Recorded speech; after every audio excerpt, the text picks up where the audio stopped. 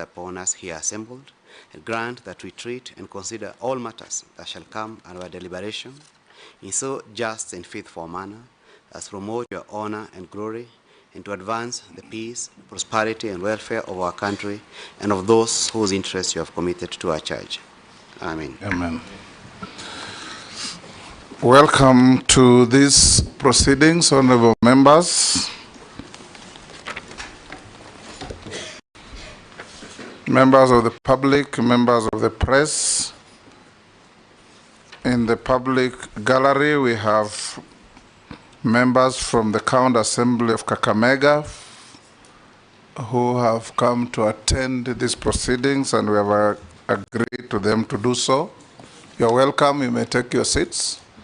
While you're up here, no cheering, no talking, you just listen. Honorable members, on the 19th of December 2024, I received a communication from His Excellency the President nominating the Honorable Mutahi Kagwe EGH as CS for Minister of Agriculture and Livestock Development, the Honorable William Kabogo as CS Minister of Information, Communication and Digital Economy, the Honorable Lee Kinyanjui as Minister of Investment, Trade and Industry. I thereafter communicated to the House, and as required under the law, this Committee on Appointments is to conduct what in American jurisdiction they call approval hearings. In our jurisdiction, we call it vetting. Pardon? So that we can be able to assess the suitability or otherwise of the nominees in holding public office in the manner His Excellency the President has proposed to the House. We are going to have this proceeding start in the next few minutes, starting with the Honorable Mutahi Kagwe. Don't call him in yet. Thereafter, William Kabogo, and finish with Lee Kinyanjui. Honorable members, I have received a request by a gentleman called Aura, and his advocate called Harrison Kinyanjui. Wakili habari? Okay, get seated. Aura has asked this committee to have Harrison Kinyanjui appear before us and cross-examine Nominee Kagwe on the basis of a memorandum that they have sent to us. My direction, honorable members, is that under the Parliamentary Approval Act Cap 7F, Section 6 thereof, there is no contemplation in the Act of any contesting party to appear before this committee to cross-examine any nominee. The provision of the law is that whoever has any issues on a nominee deposits an affidavit, as the gentleman Aura has rightly done. Such an affidavit is then commissioned by a commissioner for oaths, as it has been done, and is forwarded to the clerk of parliament within the time stipulated. It has been done, and the committee will then, in the process of conducting the hearings, put questions to the nominee if they wish on the basis of the affidavit, and the nominee who has been furnished with the affidavit would have responded to all the allegations therein and advised that he has done, So the record is available to our support team, and whatever contents therein will form part and parcel of the findings of the committee in terms of its accuracy, its factuality, its veracity, and so on and so forth, in establishing the suitability or otherwise of the nominee. So to Mr. Aura and your lawyer, you're at liberty to sit in that gallery and listen to the proceedings, but the privilege of you appearing to cross-examine a nominee is not provided for in any law. This is not an adversarial proceeding, neither is it a trial. It is simply an inquisitorial process to find out whether the nominees are suitable or not. I think that clears the issue. I'll therefore direct that the first nominee, the Honorable Mutahi Kagwe, be brought in. Yes. Speaker. Yes, Majority Leader. Honorable Speaker, we are well guided by your ruling on that matter. And probably because Advocate Harrison Kenyanjui has many of our numbers. And last time we allowed Kenyans to contribute to the vetting process through text messages. Maybe you could also advise Advocate Harrison Kenyanjui. He can always, if he needs a follow-up question, he can always text any of the members present. Harrison, if you have any question that you think has been left out, you as truly here will receive it on my line or on any of the members. You are a well-known lawyer, and I'm sure you have sued some of these members here in different capacities. Send them messages, they will ask you questions. We have also received memoranda, like you were briefed earlier, against and for the nominees William Kabogo and Lee Kinyanjui. Will deal with them when they appear before the committee.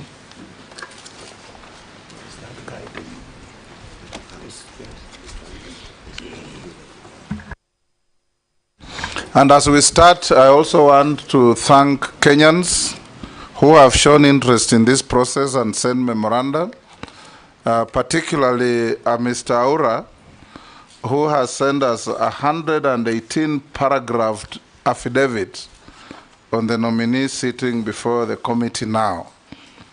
We'll now start. The Honorable Mutahi Kagwe, that's your name, but we'll invite you to put your name on record and wait thereafter for members to introduce themselves. Go ahead. Thank you, Mr. Chairman.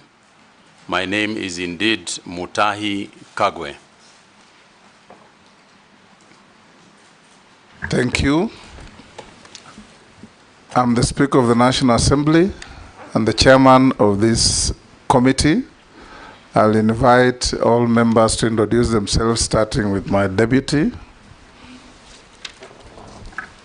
Gladys Boss, member for Wasingishu County and also Deputy Speaker.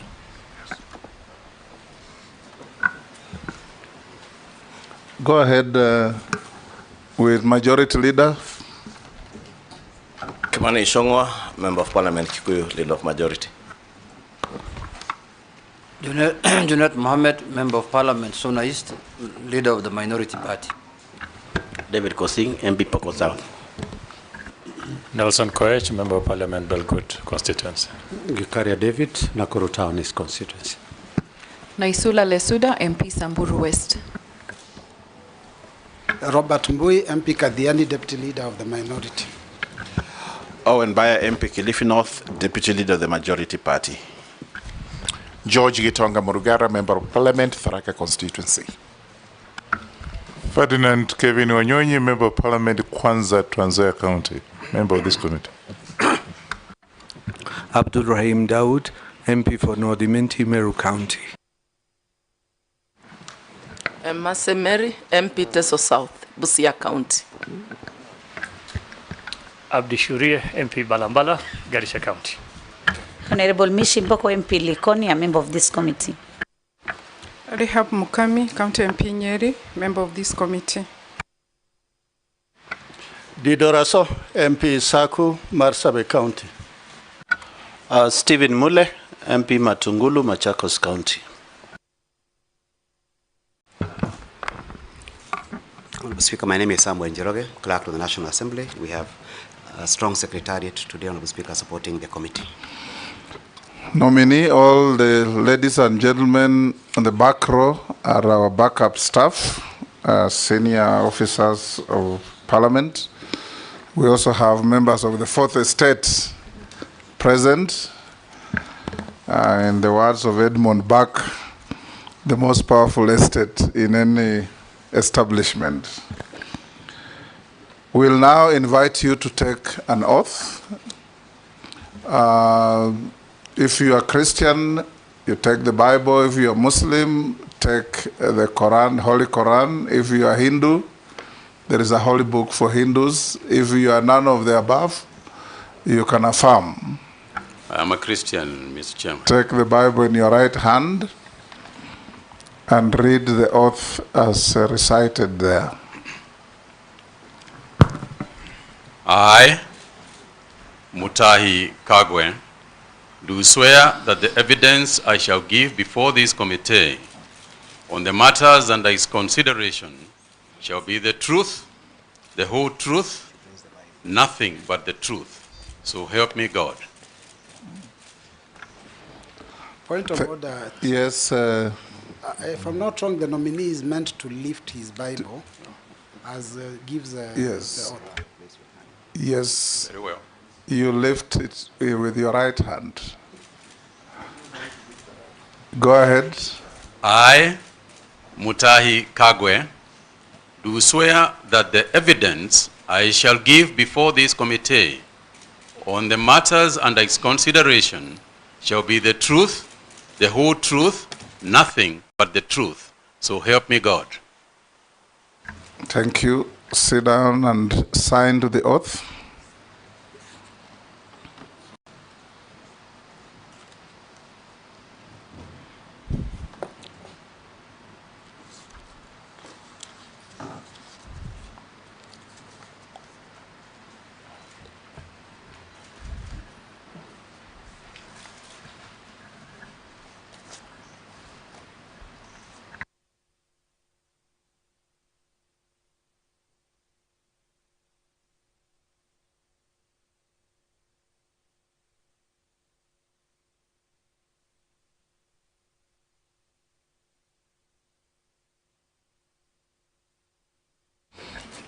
Having signed to the oath, nominee, if you have your documentation that the invitation directed you to come with, pass them on to the sergeant to give the clerk.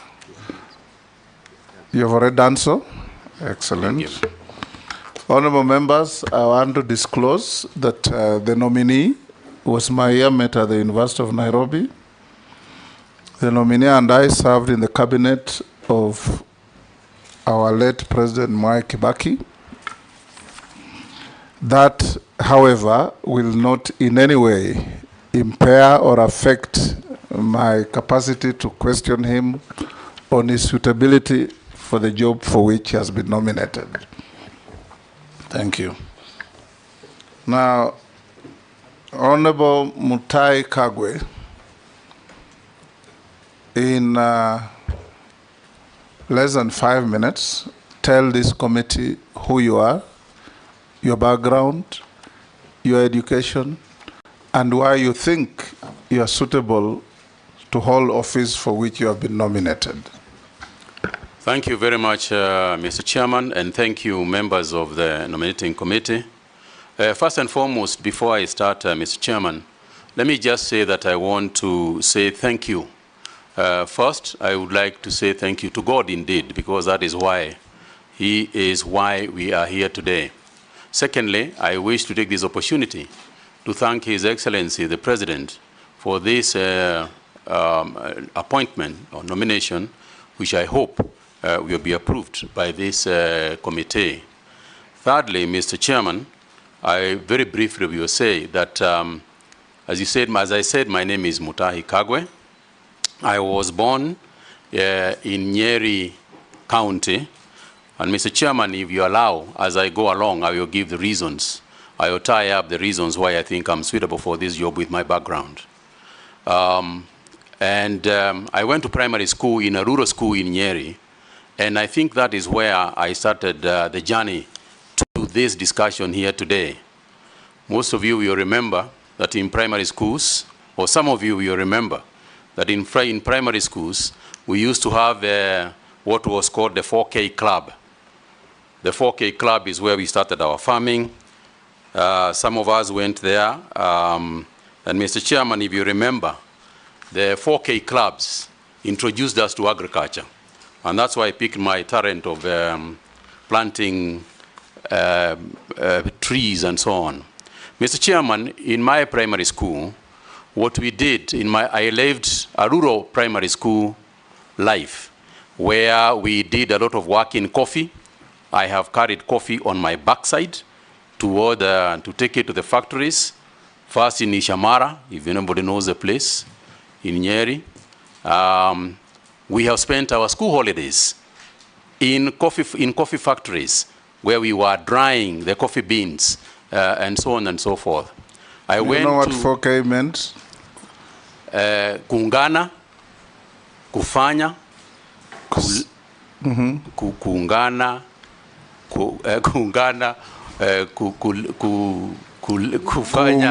kufanya, kusaidia Kenya. Yes. Thank you, Mr. Chairman. That's what it was. Yeah, and I was a member of that, and clearly you two are a member. Yeah, that's what it meant. And Mr. Chairman, the majority leader didn't know that. Yeah. I think he went to school when 4K was dead. Probably. But it is one of the things perhaps we should think about reviving as we go along. Mr. Chairman, I then went to Kagumo High School, where I studied for 6 years. But in the course of my studies too, I was a member of the agricultural club in the school. And it is through the agricultural club in the school that we actually started eating eggs at Kagumo High School, because it is how we started the school poultry project. And I remember distinctly Mr. Gisheru, who was our teacher, leading that whole project, and just emphasizing to us the importance of agriculture at the time. But I was successful in Kagumo High School, and I went to the University of Nairobi, where, as you graciously acknowledged, Mr. Chairman, we were in school together, where I graduated with a bachelor's degree in commerce. And I want to talk about that commerce degree, Mr. Chairman, because a degree in commerce prepares you generally for business management. May it be the business in public or business in the private sector. And my education was rounded enough so that in the course of my career, as I left university, in the course of my career, I have managed very different businesses, both in public and private life.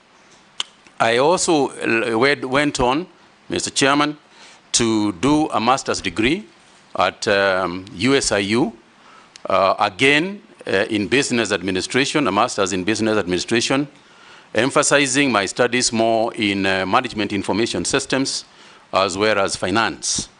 Mr. Chairman, during this time, I did my master's when I was working, but I started off my working career at an interesting small place called Mashambani Magazine. Mashambani Magazine was a magazine published by trend publishers, which was about farming. And I later, in my capacity as a marketing manager of that company, closed Mashambani Magazine and replaced it with Farmer's Voice. The Farmer's Voice magazine, which I worked for, was actually the KFA magazine. Those of you who remember, the Kenya Farmers Association is the one that owned the Farmer's Voice, which I published and ran for 2 years. So again, Mr. Speaker, that's why I said the journey that I'm going to explain has gone on to attach me to this interview here today. Of course, I would never have foreseen that this was going to happen. So, Mr. Speaker, having finished my education, I went on to run Trend Publishers, which was Viva, better known as Viva Magazine. I left Viva Magazine and joined the Standard Newspaper Group as advertising manager, followed on where I rose in the group, which was then owned by Lonro East Africa, to become the commercial operations director. Following my 11 years as an employee of Lonro, I then branched out on my own to start my own businesses. And since then, that is what I have been doing in my private life, running businesses over that period since the year 1992, when I left former employment. Mr. Chairman, after that, during my period, in the year 2002, I ran for office. I felt that having done being educated, having then gone on to develop a successful career, I felt that I should do some public work and serve the people. And I went to Mukurweini constituency, where I ran for office and was elected in 2002 as a member of parliament for Mukurweini constituency. In the course of that, you will remember, Mr. Chairman, that at that time, cabinet secretaries, cabinet ministers were also appointed from the parliament, and I was appointed as the Minister for Information and Communications in the year 2005. I served as Minister for Information and Communication, and I can say that it is one of my most exciting times. And in terms of preparing me for, again, going back to the cabinet as CS for agriculture and livestock, that's where I cut my teeth in that space of understanding government, being clear about the roles that the different arms of government play, being clear about the role of cabinet, collective responsibility, and other aspects that you learn as you do these jobs. I then, in 2007, I lost my position as member of parliament, but then I was appointed by His Excellency, late President Kibaki, to be chairman of the Multimedia University Council.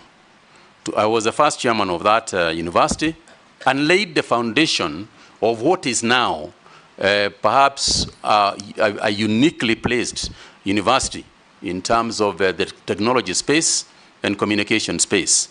And again, I'm very proud of my work there and what we did. I then, Mr. Chairman, left. Wind up. I then, Mr. Chairman, went to back to Nyeri County, where I became the senator of Nyeri County. Followed after that by my appointment again back to the cabinet as the CS for health in 2019. And Mr.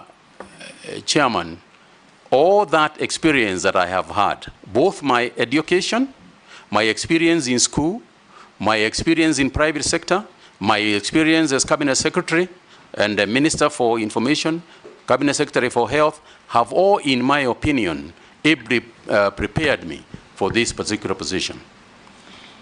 Thank you. I'll invite members to put questions to you, starting with the Deputy Speaker. Thank you, Honorable Chairperson. Mr. Mutahi Kagwe, now that you're going to be the Minister of Agriculture, we know certain challenges exist in that sector. First, Kenya is a net importer of foods that is capable of producing, like edible oil and rice and wheat. We also know the fact that the average age of a farmer is 65. Yet, our population is highly youthful. If you're approved for this appointment, what strategies will you employ to make agriculture more attractive and profitable to young people so that we can ensure that we have food security in the future. Thank you. Go ahead. Thank you very much, Mheshimiwa. Now, let me just start by the rider that you started with, which is the importance of agriculture in the country. And to say that over the years, the problem that you have alluded to, the issue of food importation, the issue of youth has been around with us. The framework on which the current agriculture ministry is being run, or is agricultural sector transformation and growth strategy. Mr. Chairman, I want to raise this issue broadly to say the following. First, there has been a misguided notion, I think, over the years that we have all made. And that is to say that the focus, the initial focus of everything in agriculture is production. Mr. Chairman, what we must refocus on in the ASDGS is coming on for review because it was structured in 2019 and is coming up for review after 5 years. Mr. Chairman, the only way that agriculture is going to be the kind of industry, the kind of structure, the kind of mainstay for our people that we are ever going to construct is if the farmer becomes a central consideration of everything that we do. Mr. Chairman, until and unless the farmer looks at his profit and loss statement and sees that he is making more money than he is spending, we are going to continue having issues of food security. We are going to continue having issues of underproduction of food items, as well as cash crop items, as well as livestock items. So the focus to me, and what we must begin to philosophize about, has got to be how do we put more money in the farmer's pocket? If we ask ourselves that statement, and I want Mr. Chairman to say that I recall very distinctly that when I was appointed Cabinet Minister for Information, and I tried to figure out how to deal with the many problems that were there, we arrived at one sentence: let's take a telephone and it works. Everything else we do around us must be focused on that issue. Whether we are going to get international gateways, whether we are going to license other players in the market, it is all should be about the concept of a telephone working. Similarly, if we are going to revive agriculture, the only way we are ever going to do it is when the farmer is profitable. When the farmer is profitable, we'll have enough food. When the farmer is profitable, we'll have enough for exports and so on. But no matter how many papers we write, no matter how many debates we have, no matter how much discussion we are going to have, unless and until the farmer looks at his balance sheet and says that income equals price times quantity, we are not going to succeed. So for me, therefore, when we look at the sphere, when we look at the entire agricultural space, then things that we do should go to that. You talked about the youth. Youth today, Gen Zs, millennials, and others, are about one thing if they are going to go to business. It's about profit. It's about making money. No youth is going to go to agriculture because we are urging them to go there. They are only going to go to agriculture if they are going to make money. And the only way they are going to make money is by taking the necessary steps that we have to make in order for agriculture to be responsive to profit making. Now, Mr. Chairman, this is very broad, and therefore you allow me space just to expand a little bit. There are many activities within the agricultural sector that we have to carry forward, that we have to do. For example, just to take youth as an example. In order for us to attract the youth into agriculture, youth have no land to grow food on. A lot of the young people don't have land. So we have to think broadly about how can we afford them land first. There is a lot of land, ADC and other organizations, private sector, land that is lying idle, that is not being used, that we can lease to these people. Now, in order for us to lease land to these people, we have got to make sure that the land, that the use of the land that they are getting is going to be profitable to them. because that's why in the first place they are going to go for that idea. How are you going to do that? Our research organizations must ensure that we have done proper soil analysis. Our seed people must have the correct seeds so that people can plant seeds that germinate, seeds that produce the correct product. We have got to plant the right crops in the right places so that they can grow en masse and produce more per acre. So we have got to use the technology because youth are interested in technology. And also we have to define, when we say that the youth should be involved in agriculture, which part of agriculture are we talking about? Because it is not just about growing to grow crops. For example, tourism in agriculture is being involved in agriculture. You know, you travel all over the world and you see yourself being taken to places where they grow all sorts of things in other nations. We want people to come to Kenya also to see our agriculture. That's an area that can be attractive to the youth. There is fintech and agri-finance. These are the areas that the youth are going to be interested in. So in a nutshell, Mr. Chairman, the business of agriculture has got to be looked at from a profit and loss in order for us to make it worthwhile and in order for us to revive it. Agriculture for the youth must be made cool. It is too ordinary. It's too boring. Youth are not going to go there the way it is structured today. It's got to be something more exciting that involves technology, that involves new ways of doing things, that involves areas in agriculture that we have not quite spent our time on, things like hydroponics, aquaponics. These are areas that they are going to look at. The use of technology means that they are going to introduce new things in agriculture that do not currently exist. What does that mean, therefore? It means that the training that we are going to engage in, working together with the ministries of education, we have to look at the training that we are giving the agricultural sector, the agricultural student. What are we training them in? The future of agriculture is going to be in technology. AI, for example, artificial intelligence, is going to play a very crucial role in the future of agriculture. And if that is the case, are we educating our people, our future farmers, enough to deal with that issue? They are doing it elsewhere.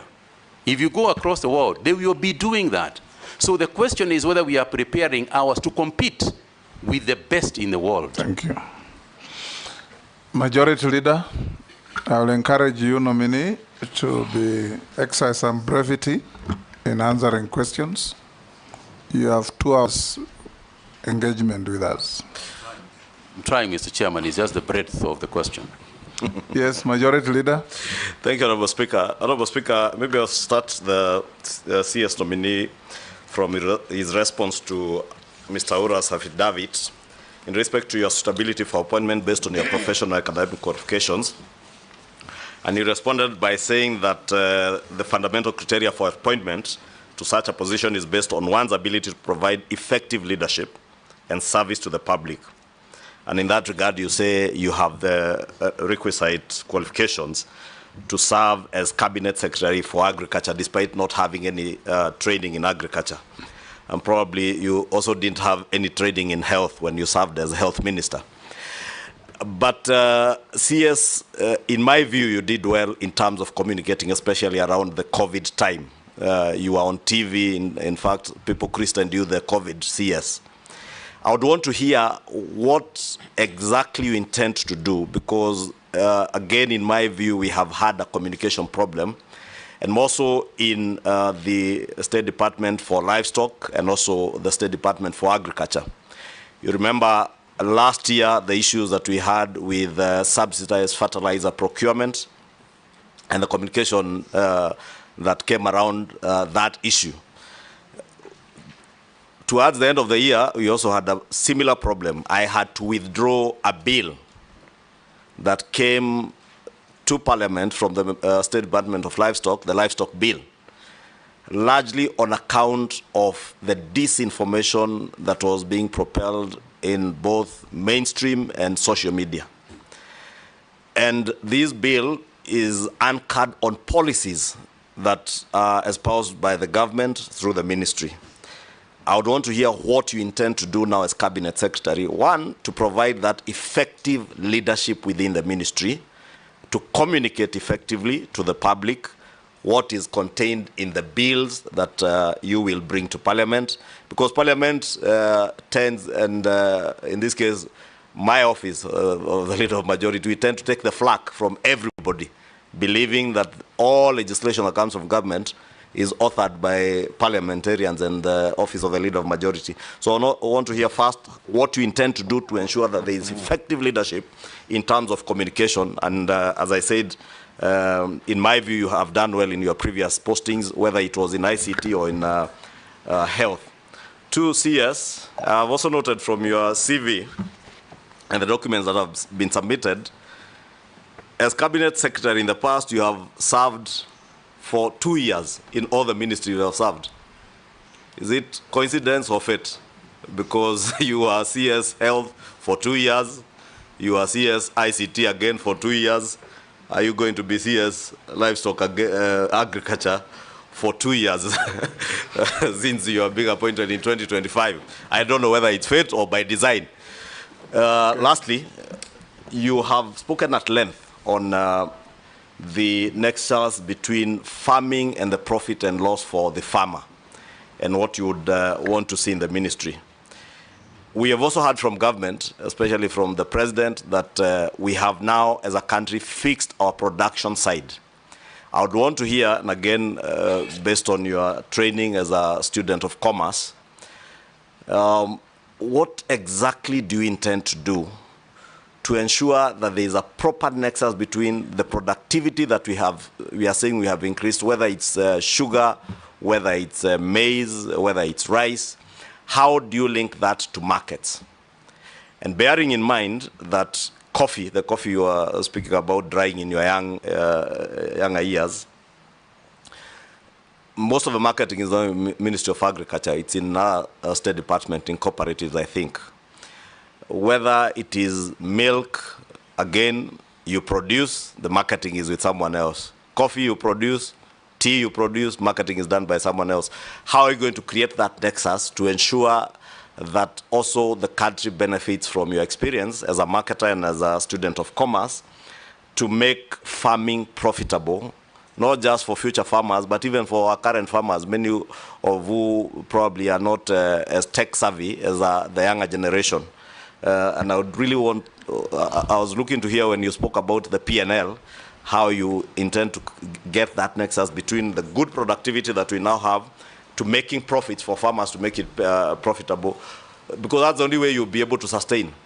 This sector has been riddled by cartels, whether it is in the tea sector, coffee sector, milk sector, there are cartels all over.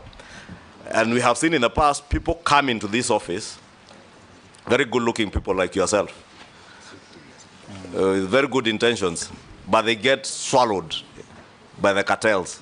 Thank you. How do you intend to protect yourself from being swallowed by these coffee cartels, tea cartels, milk cartels? Brevity. Mr. Chairman, you'll agree that there is quite a bit to respond to here, but I'll try and be as brief as I can. Yes. Thank you very much, Mheshimiwa. Let me start with the issue of communication, because I think that is what you laid emphasis on. I think the first thing to remember is that in my capacity, if I'm approved by this committee, in my capacity as a cabinet secretary, I am simply a cog. I'm simply part of a cog of people and stakeholders that must be involved in the decision-making processes that you have referred to. You can't be part of a cog. You can be a cog in a wheel. Yes. Yes. Indeed. Yes. Indeed, Mr. Chairman. One of the cogs. That is what I am. And Mr. Chairman, the long and short of it is the following, that it is not possible to make progress in that area unless we work together with the stakeholders. We have got to have a consultative approach to these things. Cows belong to individuals. Maize in shambas belong to individuals. They don't belong to the government. coffee in coffee farms belong to individuals. So any decision that we make has got to be made with those individuals who are the owners of the of whatever products and commodities that we are going to be discussing. That's number one. Number two is that they are experts in these areas. They are also experts who have been trained to make decisions in those areas. And I'll tie that up with what you said about COVID, the issues of COVID, which I'll come to on its own at some point if the chairman will allow. And to say the following, that part of the reason why there was so much necessity of communicating virtually every day to the people is the weighty issue that was at hand. You are talking about life and death of people. And therefore, you need to keep them abreast with any issue that is developing in relation to their own lives. Because that is what it came down to. Similar, and that's why we had a press conference virtually every day, whether it was made by myself or other players, other ministry officials. It was determined, we determined that that is the way we were going to handle communication to them. Now, to do so, we got the right information from the people who are technically qualified to give that information. We had epidemiologists, led by one Professor Anzara, who informed us about the right thing to tell people and the information that people need in order for them to make their own decisions. So the first thing is that we have got to be consultative. We have got to make people, we have got to consult people, we have got to consult the owners, we have got to the owners of agriculture, we have got to consider the experts of agriculture, so that as we make progress, we move together, we work together. If you take an example, and I mentioned coffee, even sugar, you cannot make decisions about sugar unless we involve the person who is actually going out there growing sugar, on day-to-day basis. The sugar actually belongs to him. And there is also obviously consultations with the other bodies, for example, this organization, the National Assembly and the Senate. There are institutions that are involved in what we are doing at the ministry. And you will remember, Mr. Chairman, that agriculture is essentially a devolved function.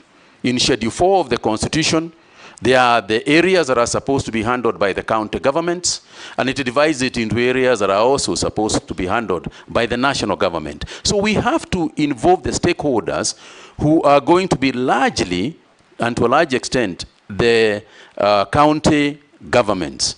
So in terms of communication, I want to be clear that we are going to establish a very robust, communication system that is going to be both in mainstream media as well as social media. And I know that Mr. Chairman, the Honorable Leader of Majority spoke about the ills sometimes, the negatives that come. I think sometimes we have to agree that in this day and age in the democracy, we have got to take both the positives and the negatives, and they are going to keep coming anyway, and that is not going to change. So I think for me, what I would like to do is use the same social media, use the same mainstream media, work with the fourth estate to try and disseminate information as much as I can to the farming community. And it won't be the first time, because during the period you have referred to, during the COVID period, part of the key players in terms of dissemination of information and the buy-in to the activities of government was actually members of the fourth estate. They are the ones who assisted us to succeed. And I want to say that my intention is to continue to work with the fourth estate as openly and as transparently as I can. We will be criticized, and that's fine too, because oversight is part of their job. So I intend to keep very closely, to work very closely with them. The area of social media. Social media is an area that has come to both help us. It helps us a great deal. There is also the negativity in the social media. And I know that, Mr. Chairman, if one were to talk broadly and say leadership has been made that substantially harder through social media. But part of the hardship and headaches that one gets from social media is also part of the way that we can communicate more easily, to our people, because they are also on social media. And that which you cannot change, you might as well use, because we are not going to be able to change some of the communication channels that exist. And indeed, we can use them very positively for ourselves. Mr. Chairman, there was a nexus that the Honorable Leader of the majority wanted me to explain, and that's the issue of the PLL and the production capacity that has clearly increased. It's a fantastic example of what I'm talking about. The reason why the production has increased is twofold. One is because of the good climates that we have fortunately experienced. But two, and to a large extent, is also subsidized fertilizers. It's part of the reason why this increase has come in almost all products, both cash crop and as well as food crops. There has been an increase. Now, when you increase production and you are able to save on post-harvest challenges, it means that the farmer gets this bigger quantity that he has got. But the market is huge. The market for these products is not just here. The market for both livestock as well as crops is both in Kenya and external. Information about the markets is what has largely been missing. And part of this is also the deployment of technology. Because now with a mobile app, you are able to tell where tomatoes have got better prices instantly. But this information is around somewhere, floating somewhere in the market.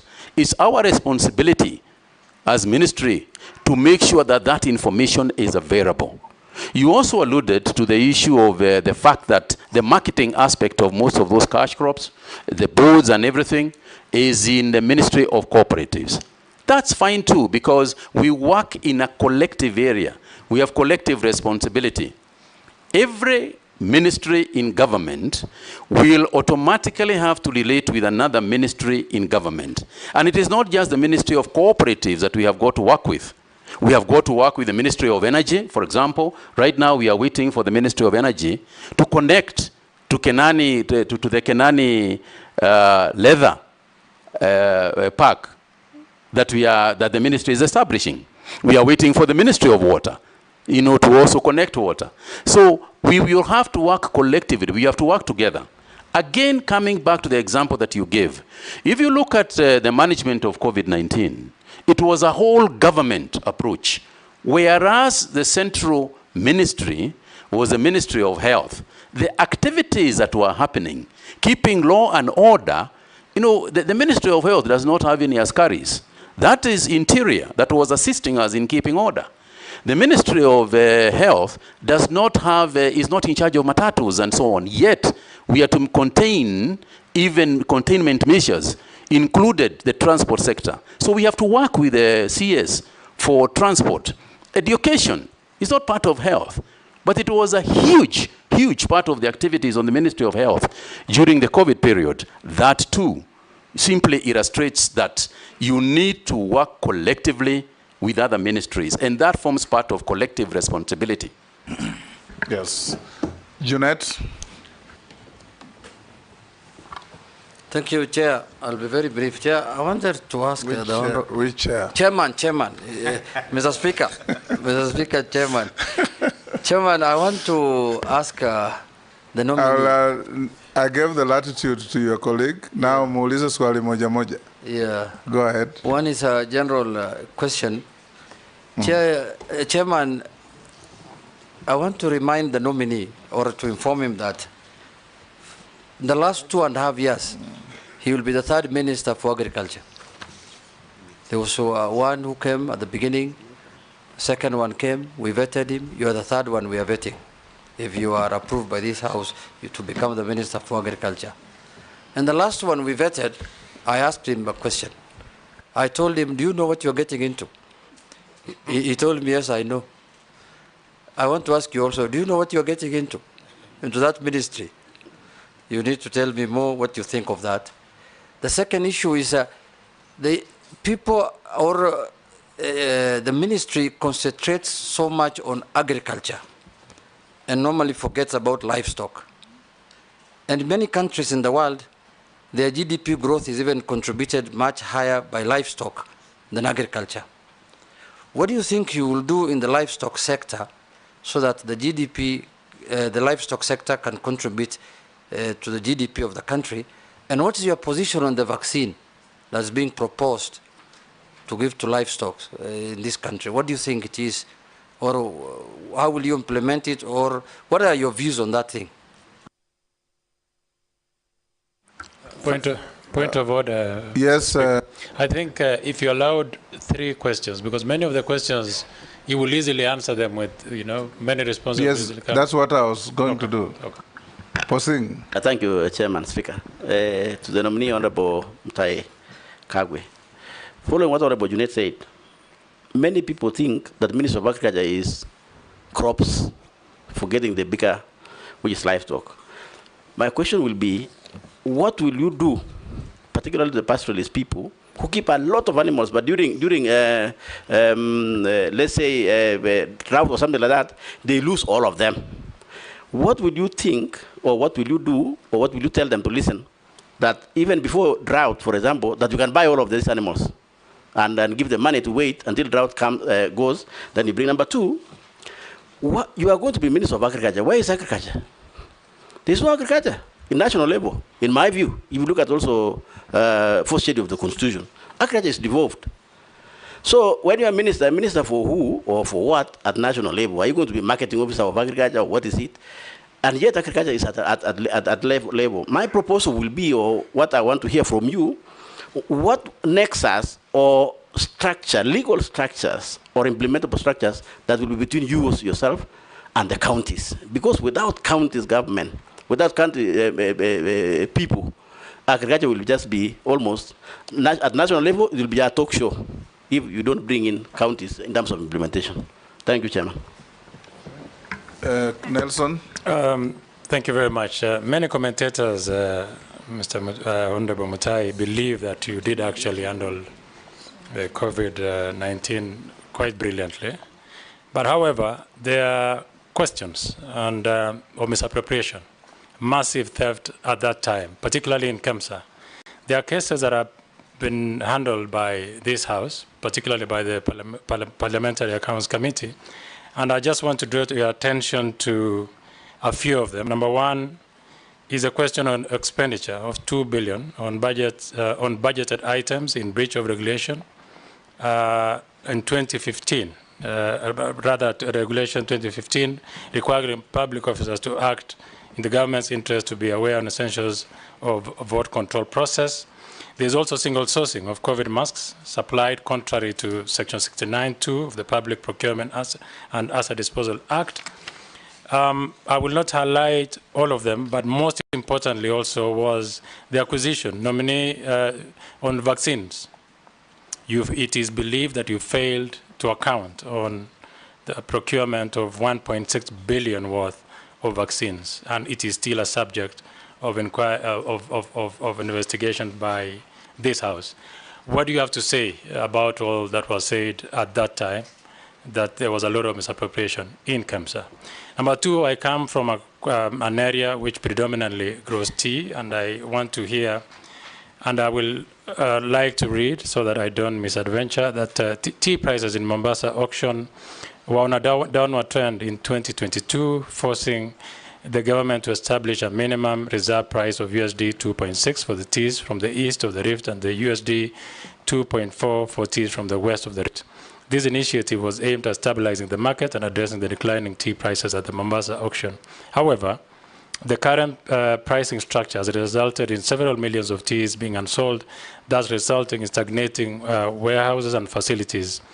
What strategies will you implement to alleviate the situation? Additionally, is government interference in this manner necessary in a free market, and how can it be balanced to ensure market stability without causing adverse effects? Thank you.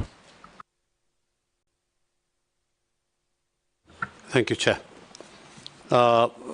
Honorable Nominee, I sit in a Committee of Environment and Forestry. where climate change is a huge topic. And most of the time, whenever we go around, over and above the environmental issues, farmers do ask about this climate change, which affects agriculture, crop, be it livestock and things like that. And the issue that always comes is that they don't have any information as to, initially we used to know Kenya, by around February you start preparing your land for purposes of planting and things like that, but it is no longer. So what policy are you going to put in place to try and address the climate change issue which is affecting agriculture? And lastly, Chair, it's about somebody has just asked me from the constituency regarding what is your view on this livestock vaccination, the debate that is going on. What is your view? Thank you, Chair. Answer those from Thank you. Honorable Junet down to Gikaria. Thank you very much, Mr. Chairman.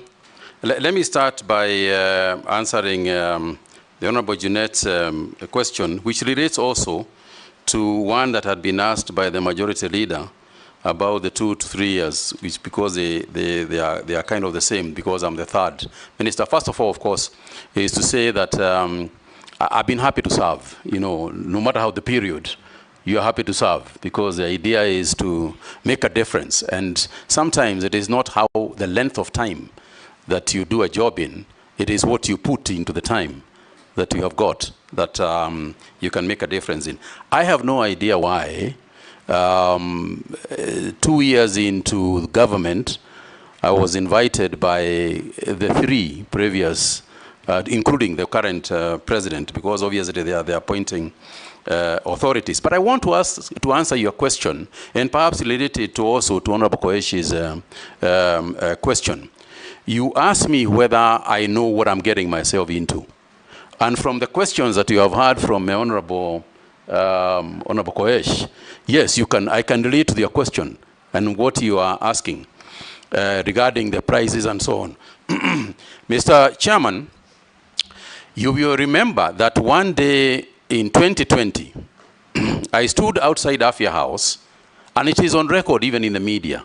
I pointed at Afia House, and I said that there are many cartels in this building. I said it myself. It was not said by other people. I am the one who said it sitting in there. So as I went into the ministry, I was quite aware that there are cartels. And I'm quite aware that even this one, there are cartels in it. That's the first thing. The second thing is to say that cartels fight back. Cartels will fight back. And some of the stuff that you are hearing coming out is a question of cartels fighting back.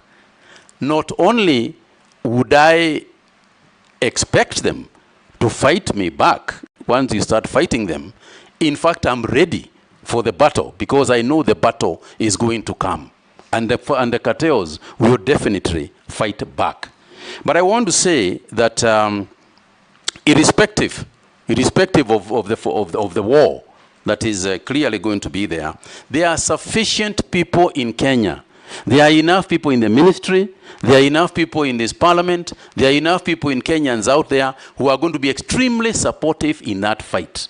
I am confident about that. And your job in this house, as you make sure that you oversight, is also to make sure that you assist us also, in those battles with the cartels, that you'll obviously come and fight back so that they can take. In the area of COVID, for example, and I pointed it out, is that as we started the restructuring of KEMSA, and I want to say to Honorable Koech that, it is very difficult for us to remember back at the crisis that we had in 2019, and as particularly after the 12th of March of 2020, when the pandemic was actually declared globally.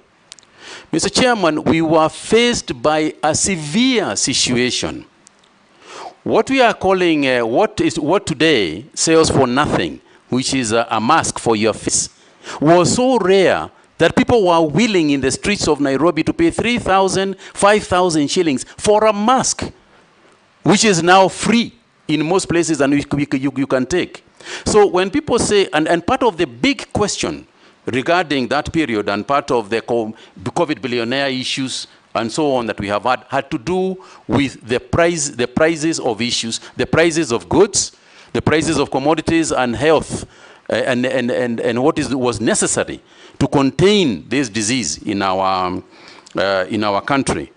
Mr. Speaker, I remember appearing in this House to explain these issues and to say at that time in 2020, for example, we were looking for anybody who could give us a mask.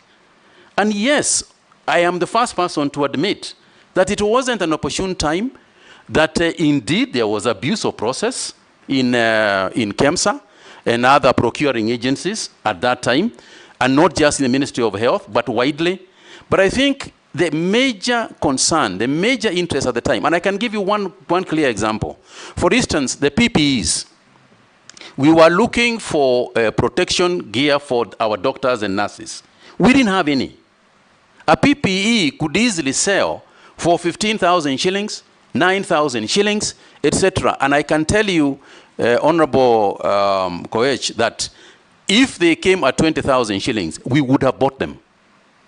Because it's a question of, are you going to wait or are you going to buy at whatever price to save lives? Money almost begins to take a secondary position when it comes to life and death. And that is what it was. But we are also the same people who worked on it. What steps did we take?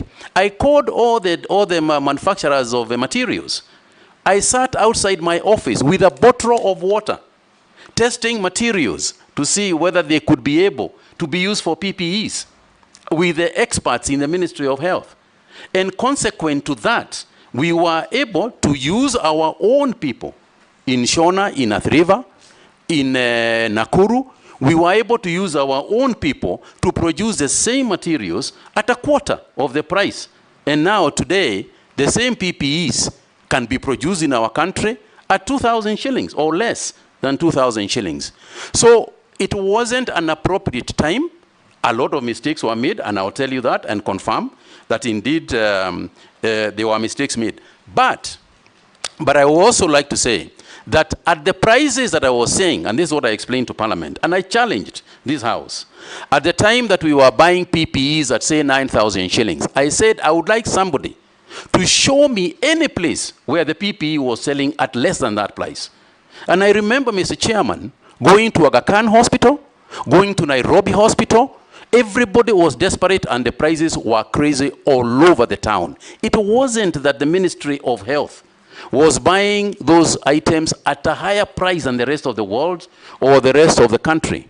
We were buying it at the market prices at that time. And this is something that I have explained, at length. Mr. Chairman, the handling of COVID-19 at that time was such a nightmare. It was such a nightmare that, the cost to people, the cost of lives, every day we would wake up to be told that 10,000 people are being buried in New York. The Italian government has given up and surrendered, that everybody is dying. In South America, people are being dragged out of houses and being burnt outside, cremated outside their own houses. So it wasn't a time that people were making very, very rational decisions. It was a desperate period, but we did what we had to do. And Kenya, by the way, is one of the countries that got praised because of the work that they did. And Mr. Chairman, I will say this. I am prepared to do, I take responsibility, and I did. And I said everything that happened that was not correct in my ministry, and throughout that COVID period, we must take responsibility because it was there. The negatives, I take responsibility. The positives, I give credit to the team that was working at the ministry. All the members of the National Emergency Response Committee, of which I chaired, that included members of the Defense Forces, members of all ministries that were involved. We took collective decisions. In the issue of vaccines, we took collective decisions for vaccines. And the whole issue of the expenditure on vaccines, Mr. Chairman, is actually exaggerated. Because 90% of the vaccines that we actually used in Kenya were donated. There were donations from the United States government, from the World Health Organization, from European governments. Yes, they were of a great value, and they were and were valued at a lot of money, but they were free. We got a lot of those things for free. We didn't actually buy a lot of those ones. The ones that we bought, the ones that we ordered from Johnson & Johnson in South Africa. In fact, the quantity that we were supposed to get, we never even utilized in full, because by the time we had developed immunity and stopped the delivery of. So there were several issues that one can speak about. And as for KEMSA, it is true. When I said that there are cartels out there, it was true. And what did we do? What did I do as minister? You will remember, Mr. Chairman, that we carried out a complete re-engineering of KEMSA. Change of staff, restructuring the organization, at least in the time when I was there. So we did take action about it. And I'm the one who invited the investigating authorities to come and go through it so that we can see how we can change the entire structure to do a better job in a crisis like that. For me, Mr. Chairman, what I say is that I hope, because there will be another pandemic, it is not a question of whether it will be there. It's not a question of if it will come. Looking at the global situation today, it is very likely that we are going to get some zoonotic and other pathogens that will cause pandemics in the future. And it's a question of being prepared for it and hope to God that there will be somebody sitting in those offices where he or she will have to make some very difficult decisions, notwithstanding the fact that eventually they could be verified for those decisions. But I hope to God they will have the guts to go on anyway and save lives. Mr. Chairman, on the issue of tea, and I know that this is an issue because of the tea that is actually lying in Mombasa, at the Mombasa auction. Mr. Chairman, I know that my predecessor had set a committee to deal with the issue of tea, and I want to say that I agree with those people who are saying that there is an interference of businesses that governments can go to a length to do and mess the process in the first place. So there is a degree of regulation that you want to carry out, and indeed we will carry out some regulation, but the regulation will be to improve the market.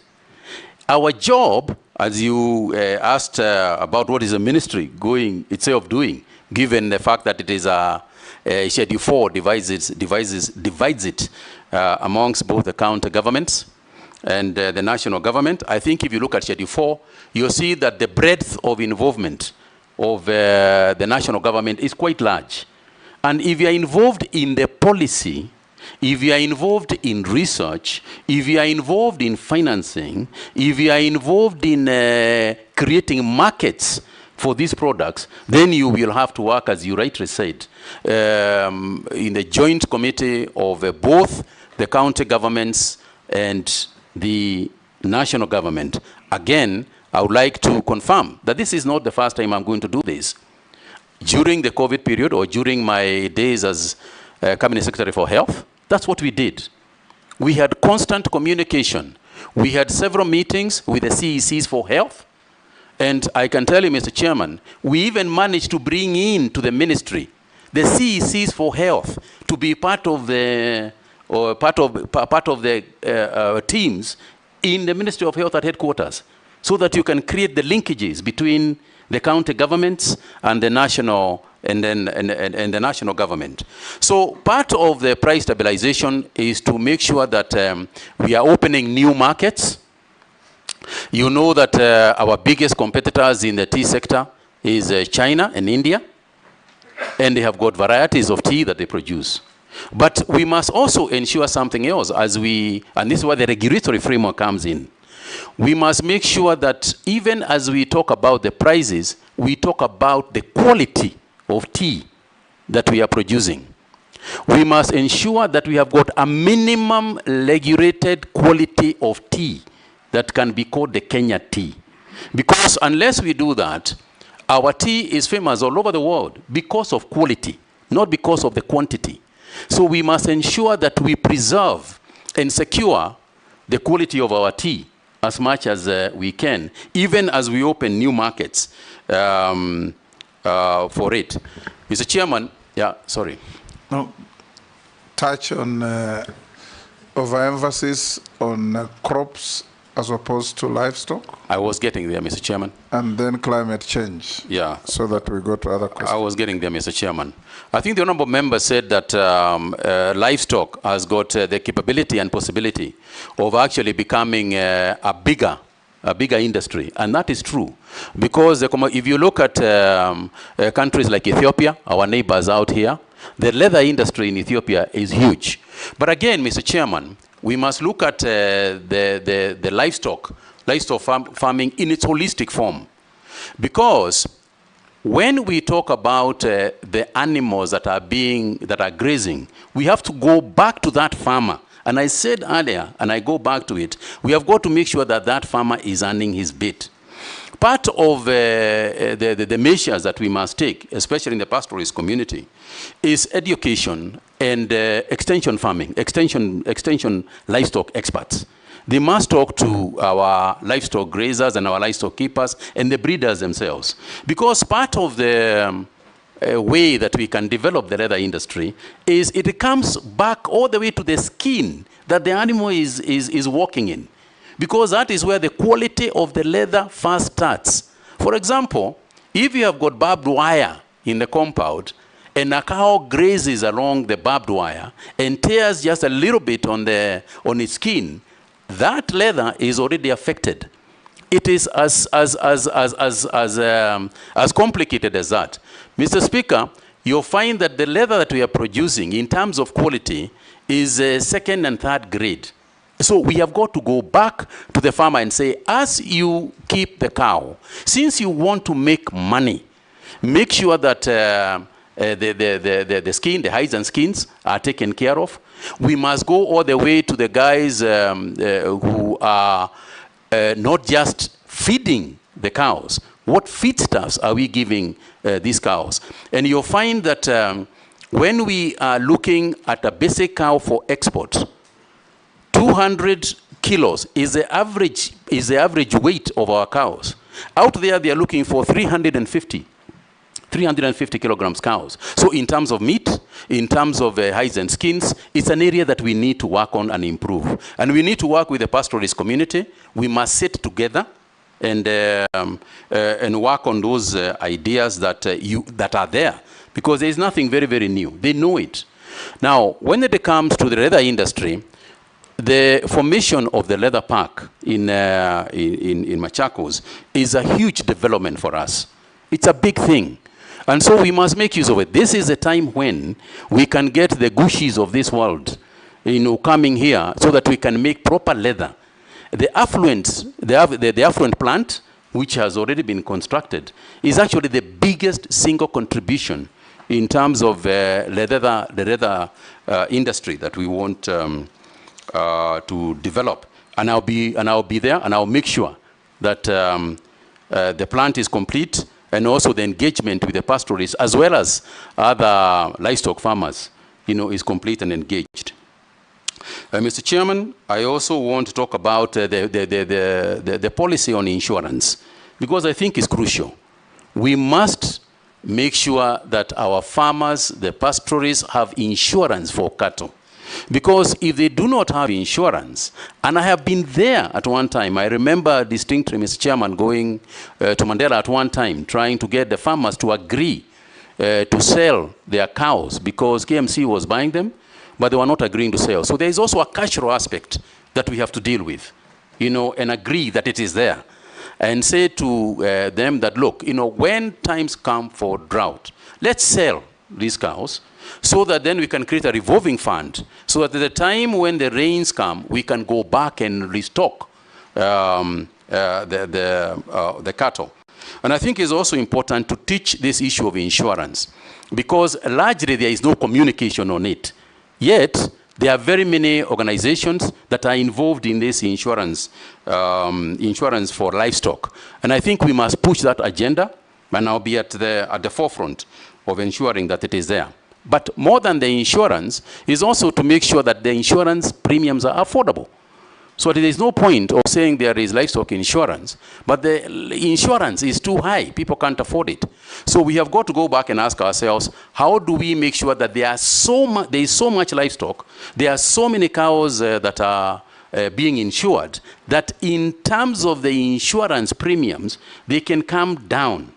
Because insurance works on the basis of probability. The probability that something bad is going to happen diminishes as long as the base itself is becoming, has been widened. So there's a lot to do, I agree. I cannot profess to be an expert sitting here, but I think there is the will, and I intend to work on it.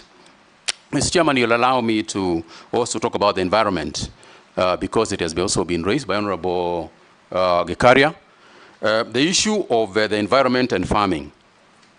Mr. Chairman, as we said, there is an issue on this climate change that is right in front of us, and that is the issue to do with the European Union deforestation regulation, where the European Union is coming out with the rules that say that if we are deforesting to plant crops or to farm, we will not be able to export our commodities, animals, and products to the European Union. Now, this is something that we can't afford, because that is our biggest market for virtually most of our agricultural products. So it is not just because they are asking us to do it. And Mr. Chairman, I like to say that in terms of what the Europeans have set as a standard of climate change or climate specifications that they want to set, in my opinion, Kenya is actually ahead of it. Because, Mr. Chairman, not only are we not cutting forests in order to plant things like coffee. For example, in the coffee sector, we are actually planting trees in the coffee farms. We are planting grevillea trees that grow in tandem with the coffee. In any event, coffee is a tree itself. So when it comes to the issue of planting, you know, being the EU DR regulations, I think we are going to meet the, I suppose the deadline is this year, but I think we are going to discuss with them and meet that, their demand. But more importantly, Mr. Chairman, is that agroforestry is also agriculture. And his question was, the farmer used to know that you plant at the end of February, the rains will be there 1st March. Now it's not the case. How are you going to keep information flow to the farmer on the changing patterns of weather? I'll get there, Mr. Chairman. That's what he asked, and yeah. I'll get there, Mr. Chairman, but I did want to raise this issue of EUDR because it is part and parcel of this thing of climate change. And Mr. Chairman, technology is going to assist us. The biggest thing in terms of the Honorable Gekaria's question is technology. We all know that these days, the meteorological department can actually predict very well. If you look at your mobile app and look at it, we can predict very well. There was a time when we talk about Rasha, Pale na Pale, you know, which was never going to happen. But I think that we are very confident. And as AI develops, the predictability and our ability to tell the weather is going to become more and more precise. And therefore, at that point, what then do we do? Because information is one thing, but what do you do when you do it? We need drought-resistant crops, drought-resistant animals that can withstand higher heat and longer and higher temperatures that currently exist. This is a scientific issue. And we are going to work with the research organizations to make sure that at least we mitigate part of what can be very severe natural disasters. Thank you. Yes, Janet? Chairman, I know the nominee was once a politician, but he has cleverly evaded the issue of the vaccine. And we know each other why he's doing that. Mr. Chairman, it is indeed true that I was once a politician, but that is not, but I wasn't evading the question, because the matter is very simple to me, and in consultation with those in agriculture, we have also come to the same conclusion. I think the long and short of it is the following. Number one is that my understanding is that the whole vaccination process is to address two diseases. It is to address the PPR and foot and mouth disease. That's what the issue is about. Mr. Chairman, you know, talked about earlier about social media and what can be propaganda and otherwise.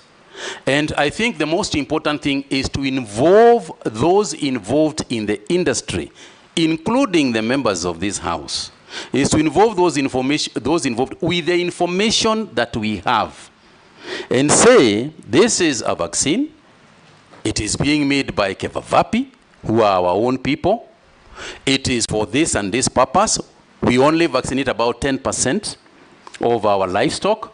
We want to vaccinate more than that. But the point of the matter is this. The cow, as I said earlier, belongs to an individual. It doesn't belong to the government. The goat belongs to an individual, not to the government. So the matter is simple. Here is a vaccine. It is for foot and mouth disease. You have a goat. Do you want the goat to be vaccinated? You say, yes, I want to be vaccinated. We vaccinate. You say, no, I don't want my goat to be vaccinated. Sawa. Do you have a cow? Do you want the cow to be vaccinated? This is the reason why it is to be vaccinated. You say, yes, we vaccinate. You say, no, we don't vaccinate. Allah? Thank you. Yes, Robert. Point of order, Honorable Chairman, point of order. Yes, Mishi. I think, Chairman, on the same breath, because there is a lot of misconception and a lot of negative narrative, so we wanted to hear from the nominee, how is he going to address to the public and put some trust to the public regarding the vaccination? We wanted to hear on that perspective. Thank you, Honorable Mishi. The communication aspect of it is huge. The communication aspect of this is very big. And I'm going to use the experts. I'm going to use the experts in Kevavapi. I'm going to use the experts who understand this very well to be actually the lead communicators, just like we did with COVID, where we had the doctors themselves explain the issue. We also want to use the veterinary officers to themselves explain what we are trying to do. So you can be sure, Honorable Member, that I am going to put a very robust communication system on this matter. Robert Mbui, yeah, thank Baya, Murugara. Speaker, maybe before we leave that issue of vaccines, yes. Because I remember CS Mutahi telling us, if I can get it, you can get it on COVID. And largely, the issue of vaccines, the problem has been misinformation and the people communicating. Because the ministry has left it to the political class to communicate, and probably, should he be approved, is the area around that communication that he will need to look into, so that the right people, as you say, communicate, but also communicate the right information to the cow owners. Because again, if we leave it to the members of the public to decide, since the cow is mine, and I base my decision on misinformation, I could decide not to vaccinate my cow to my detriment and the detriment of the country's productivity. Probably, since he has already answered that, but just for information, Honorable Speaker, that should he be approved, that's some of the challenges you find. Thank you, Honorable Member. Hold as I said, you'll come to sorry. That. Robert? Yeah, thank you, Mr. Speaker. The nominee says that he's very passionate to assist Kenyan farmers. Now, I have very quick concerns. One, there was this major scandal of fake fertilizer that made our Kenyan farmers lose very heavily. With your passion, will you consider initiating a process of compensating those farmers that lost, negatively, that were affected negatively by this scandal? There's also media reports, and this is what members here are talking about, indicating that despite there being no budgetary allocation, this issue of livestock vaccination is actually being propagated by multinationals that want to test vaccines on our animals. What is your comment on that? And finally, the government has been accused in the recent past of regulation of private business, especially agriculture. I mean, there's regulations on you have to get a license to grow, a license to harvest, a license to transport, a license to store, a license to sell. What is your comment on that? Thank you, Speaker. Thank you very much, Honorable Speaker. Nominee, I would like to ask you the following question. One, just on the oil crops and the cost of edible oils in Kenya, there has been a over-reliance on the importation of edible oils. And yet this country, especially at the coast, has huge potential to actually bring down the cost of edible oils and actually grow our GDP. Crops like coconut, cashew nuts, ground nuts, and many other nuts that grow at the coast.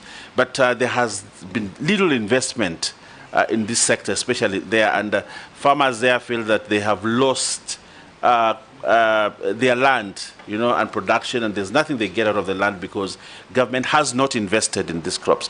What will you do if approved as Cabinet Secretary to ensure the people at the coast do not continue to suffer loss of productivity? Secondly, what is your position on GMO crops in Kenya? What is your position on the genetically modified organism crops in this country? Thank you, Honorable Speaker. Murugara.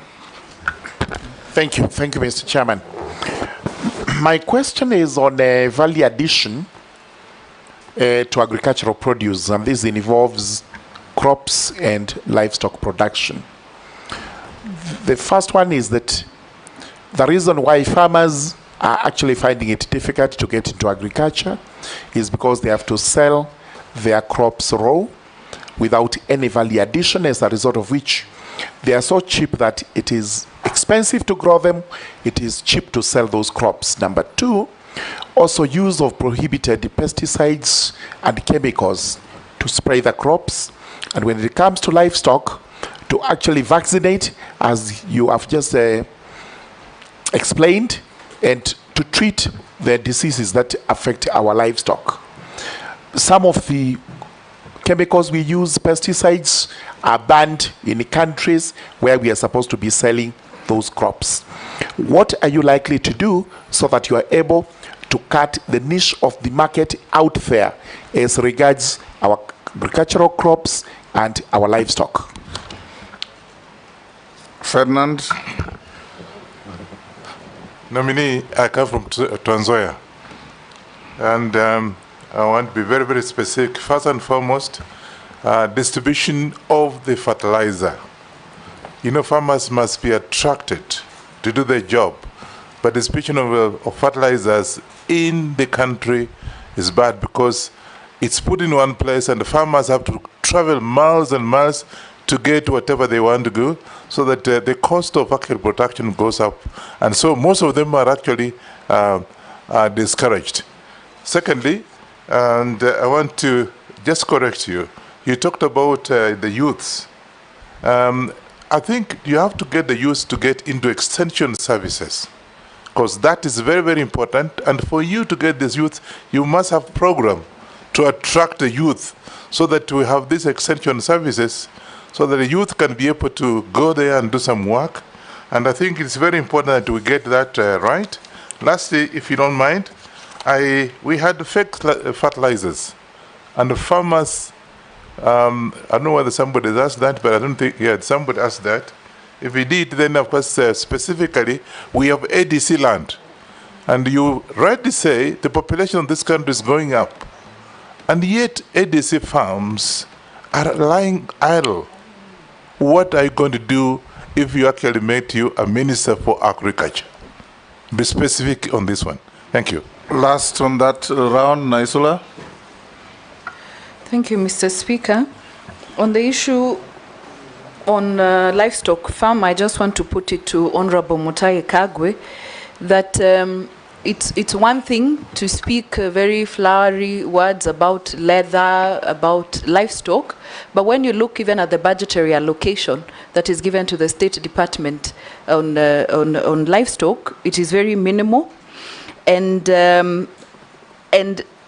being honest as a country in ensuring that we take livestock matters seriously, because if you look at even the funding, most of the time it is donor funded. And donor funded, you know, it is for a specific period and for specific interventions, but not the whole aspect of it. But my question to you is that the whole issue on research as a country, in the past we have been a very, a country that is known for its research, and mostly on our foods, on even the livestock, on agriculture. I'd like to know what you think about us as a country on the measures that we are putting in place and what we need to do to ensure that research goes back to where it was and gets the necessary funding, because that is important. Nominee, you can answer those 5. Thank you very much, Mr. Chairman. Mr. Chairman, let me start with the issue of the fake fertilizers that was raised, because it has been raised by quite a number of members. And to answer as follows. Number one is that obviously that was an extremely unfortunate thing to do. Mr. Chairman, there are 2 areas that I find almost reasonable. One of them is the area of seeds, fake seeds, and the other one is fake fertilizers. Because that issue actually affects not only food security, but actually national security. Because if you grow for a whole year, you are growing something and it was fake from the beginning, or you give your cows fake feeds and they die, Mr. Chairman, this is a matter that I would like even to work with this House to create more civility in terms of the penalties that are involved when people sell fake fertilizers, when people sell fake seeds. This is an area where, if approved, Mr. Chairman, I would like to work with this House to create that civility. And to do so, I cannot, sitting here today, talk about what I can do in terms of the farmers who have lost. This is a matter that I would have to go into the ministry, look at it, discuss it with perhaps Treasury, and see what can be done. But I take your point that a loss was made, and somebody benefited from it, but nobody was compensated, for the loss. And it's a matter that I take and I'll take to heart. Mr. Chairman, on the issue of livestock vaccination, I spoke to it, and I spoke about what I believe. And obviously, sitting in the office, I will have the information at my fingertips. I will be clear. This is a vaccine that is being made locally by Kevavapi. One of the things that I would like to say as a highlight to all the things that have been asked, including the pesticides that I think Mheshimiwa Ferdinand spoke about, is to say that there will be a rule of thumb that, in my opinion, the ministry, if approved, would adopt. Number one is this: whether GMO, whether pesticide, whether fertilizer, if that product is not being used in its country of origin, it will not be used in Kenya. If it is a fertilizer, if it is a GMO product, if it is a seed. Do you know the case of Roundup? Yes, I'm aware of the case of Roundup. I'm conversant with that debate, Mr. Chairman. In fact, there was a luring in Australia, I think it's this week or last week, that was made on the same, where in Australia they said that it is not carcinogenic, but this is something that I will sit with my scientists and my decide that decisions will be made on the basis of science and data. Because it is not enough that I proclaim here, but I can tell you that there will be no product that is going to be sold in this country under my watch in the Ministry of Agriculture and Livestock that is going to be a product being tested here. We are not guinea pigs. We will not be used by anybody as guinea pigs. I am aware, Mr. Chairman, for example, there are some organizations overseas that are rebranding their products so that instead of coming as the main product which has been banned overseas, they rebrand themselves as another product so that we can pass it here. And I can tell you that we will be as vigilant as we can be to ensure that we protect our farmers as well as our private sector players. In terms of the taxation regime, because I think, Honorable Member, that's what you are referring to. Yeah, the regulations and the many things that you have to pay. You have to pay for research, you have to pay for transport, you have to pay just to be able to export. You have to be able to, every single document has got a tax on it. You know, this is something that we need to look at, because by the end of the day, it would be better to create a bigger volume of business people and tax them a little than to have just a few business people, which you tax a lot. Because the bigger volume of business people create jobs. You know, the less ones don't. So I'll be fighting, you know, for that position to change. You know, I'll do whatever I can within the Ministry of Agriculture. But of course, this is something I have to work with my colleagues, you know, in other. On the issue of oil crops and farming of palm oil and other nuts, so on, particularly in the coast, yes, I completely agree that this is something that we have missed an opportunity here, because we are only producing about 10% of these oils. Yes, we use them every day. So we are using foreign exchange unnecessarily when we can actually grow palm oil. We have seen countries that have changed completely. Uganda, next door, is growing a lot of their oils now. So there is no reason why we can't do it. But I also know that we have got to work with the extension farmers that Mheshimiwa Wanyonyi also referred to. We have got to have educated extension farmers to change some of the cultural norms that our people have against or for farming certain goods. For example, I know for a fact that AFA has produced a huge quantity of the coconut seedlings that they are trying to distribute. And therefore, there is an education and extension work that is required there to go and tell the people, we have got this, but it's not enough that you go to a farmer and tell them you have got coconut seedlings. How do you plant them? Where do you plant them? What sort of fertilizer do you use? Is it organic fertilizer? Is it, you know, mineral fertilizer? So there is quite a bit to be done so that we stop blaming the people and take responsibility ourselves to grow. On the issue of GMO, again, I repeat what I said. But we must also ask ourselves, what is GMO? You know, this genetic modified organism, what is the mischief that this organism, this genetic change is supposed to have done? And there are two sides to this. There is a positive side and there is a negative side. And one of the first things that we must do is ensure that the National Biosafety Authority is sufficiently funded, is sufficiently prepared to deal with GMOs. You cannot deal with GMOs in your country until you have got the institutional framework to make sure that the regulatory framework is there, to make sure that the rules and regulations to deal with those products and services are there, so that we are clear that if a GMO product comes, it will be to the benefit of our nation.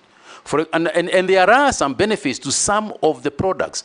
For example, if you look at the cotton growing areas, and you look at BT, and what has happened because of the absence of the worm, you can see that cotton is now increasing. We are now having more cotton. So there are, and let's also forget that genetic modification of plants happens naturally anyway. The maize that we are growing today is not the maize that we originally got from Mexico, you know, centuries ago. It's a different one. Wheat is not the same. What is critical is for us to ensure that we are not used by people for testing their GMO products. If you have got a GMO product that you have designed yourself, use it in your own country. Let's get testimonials of what is happening with that GMO in that country. Then when you have failed or succeeded, let's talk about it then. Otherwise, it's GMOs that we have created for ourselves, using our own scientists, that we should be considering on a first line basis. Mr. Chairman, the National Biosafety Authority is currently very small, unstructured, and I would like to work with this House to ensure that we supported via budgetary allocations and so on to make sure that that authority is sufficiently funded and properly run to help us with the GMO, because the GMO issue is going to become a big thing globally, and so we must be ready for it. I think I spoke about the fertilizers, but one of the things I didn't talk about is the process of getting it to the farmers. There has been, I know, just as a Kenyan, I know there is an outcry out there that whatever subsidy you give can very easily be offset by the transportation costs of where you are getting it from. And therefore, what I intend to do is working with the county governments, ensure that we use the processes in county governments, we use the processes in, with the cooperative movement, with the circles to ensure that this can go as close to the people as possible. There would be no reason whatsoever why any farmer, for example, sitting in a county should come to Nairobi to go and to come for fertilizer. That is something, is a cost that we should bear. Otherwise, we would be giving with one hand and taking the same with the other. And therefore, I'm not going to preside or supervise over an activity such as that one. The other aspect of fertilizer, I think, that has not been raised, and I also want to mention, is the question of accountability. Accountability of the subsidized fertilizers. And that is to say that if we must have proper data in terms of what is a farmer, how much has been allocated to a farmer, how much is going to them. Is it the same quantity or a different quantity? Do we have a situation where I've been allocated 5 bags and I get 3 bags, where another farmer has been allocated 10 bags and get 12 bags? And technology, again, here can help us with the traceability of the fertilizer. We need a platform that can say, as Mutahi Kagwe, I got a message that I can collect 5 bags, but I must also give feedback that I actually received 5 bags. You know, that way, my allocation and what I actually received can be reconciled, and therefore that transparency can kill a lot of the suspicion that is currently within that accountability of the subsidized fertilizers. And yes, extension services, Mheshimiwa Wanyonyi, is a way to go. But I think what I want to clarify is that I do not see the youth as just people who are going to be employed in extension services. I see the youth as the major participants in the activities of farming. You and I and a lot of our age mates, you know, are slowly disappearing.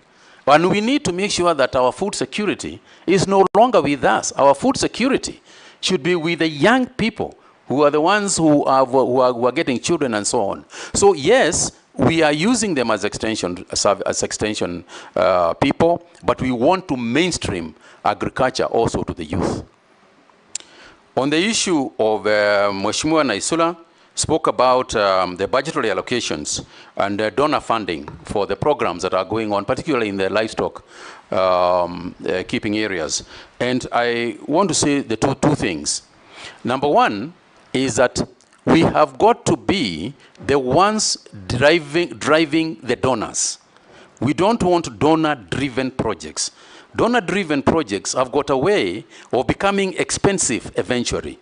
And you know, Mr. Chairman, this word donor is something that we need to clarify. You will remember, even in the 9th Parliament, we were talking about this definition, donor. Donor is not actually a real donor, as we understand it in the English language. It's a loan. It's actually a bank loan, which is disguised as a donor. So let's make sure that we are talking the right things.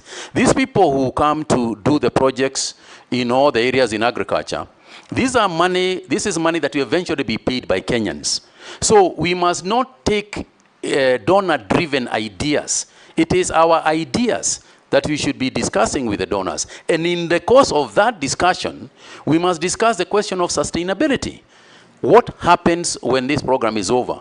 Part of the donor fund must be that sustainable aspect, the training of the farmers themselves, the training of the extension people themselves, so that when they are leaving a complete project that is ongoing. And to your question regarding research organizations such as CARO and the others, I think a lot of our research organizations have also been misused. misused to the extent that we are working with international organizations. They are using our scientists to carry out this, this research.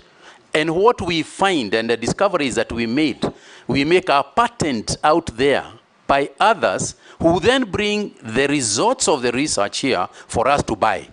I think that it is important for us to put a legal framework within our research organization. And I can tell you this is something I try to introduce at KEMRI, because the same thing was happening with the researchers for health. I think it is also time for us to ensure that the researchers for vet medicines and vet services are also part of that understanding. Yes, we need to work with international organizations, because essentially research is international in its nature.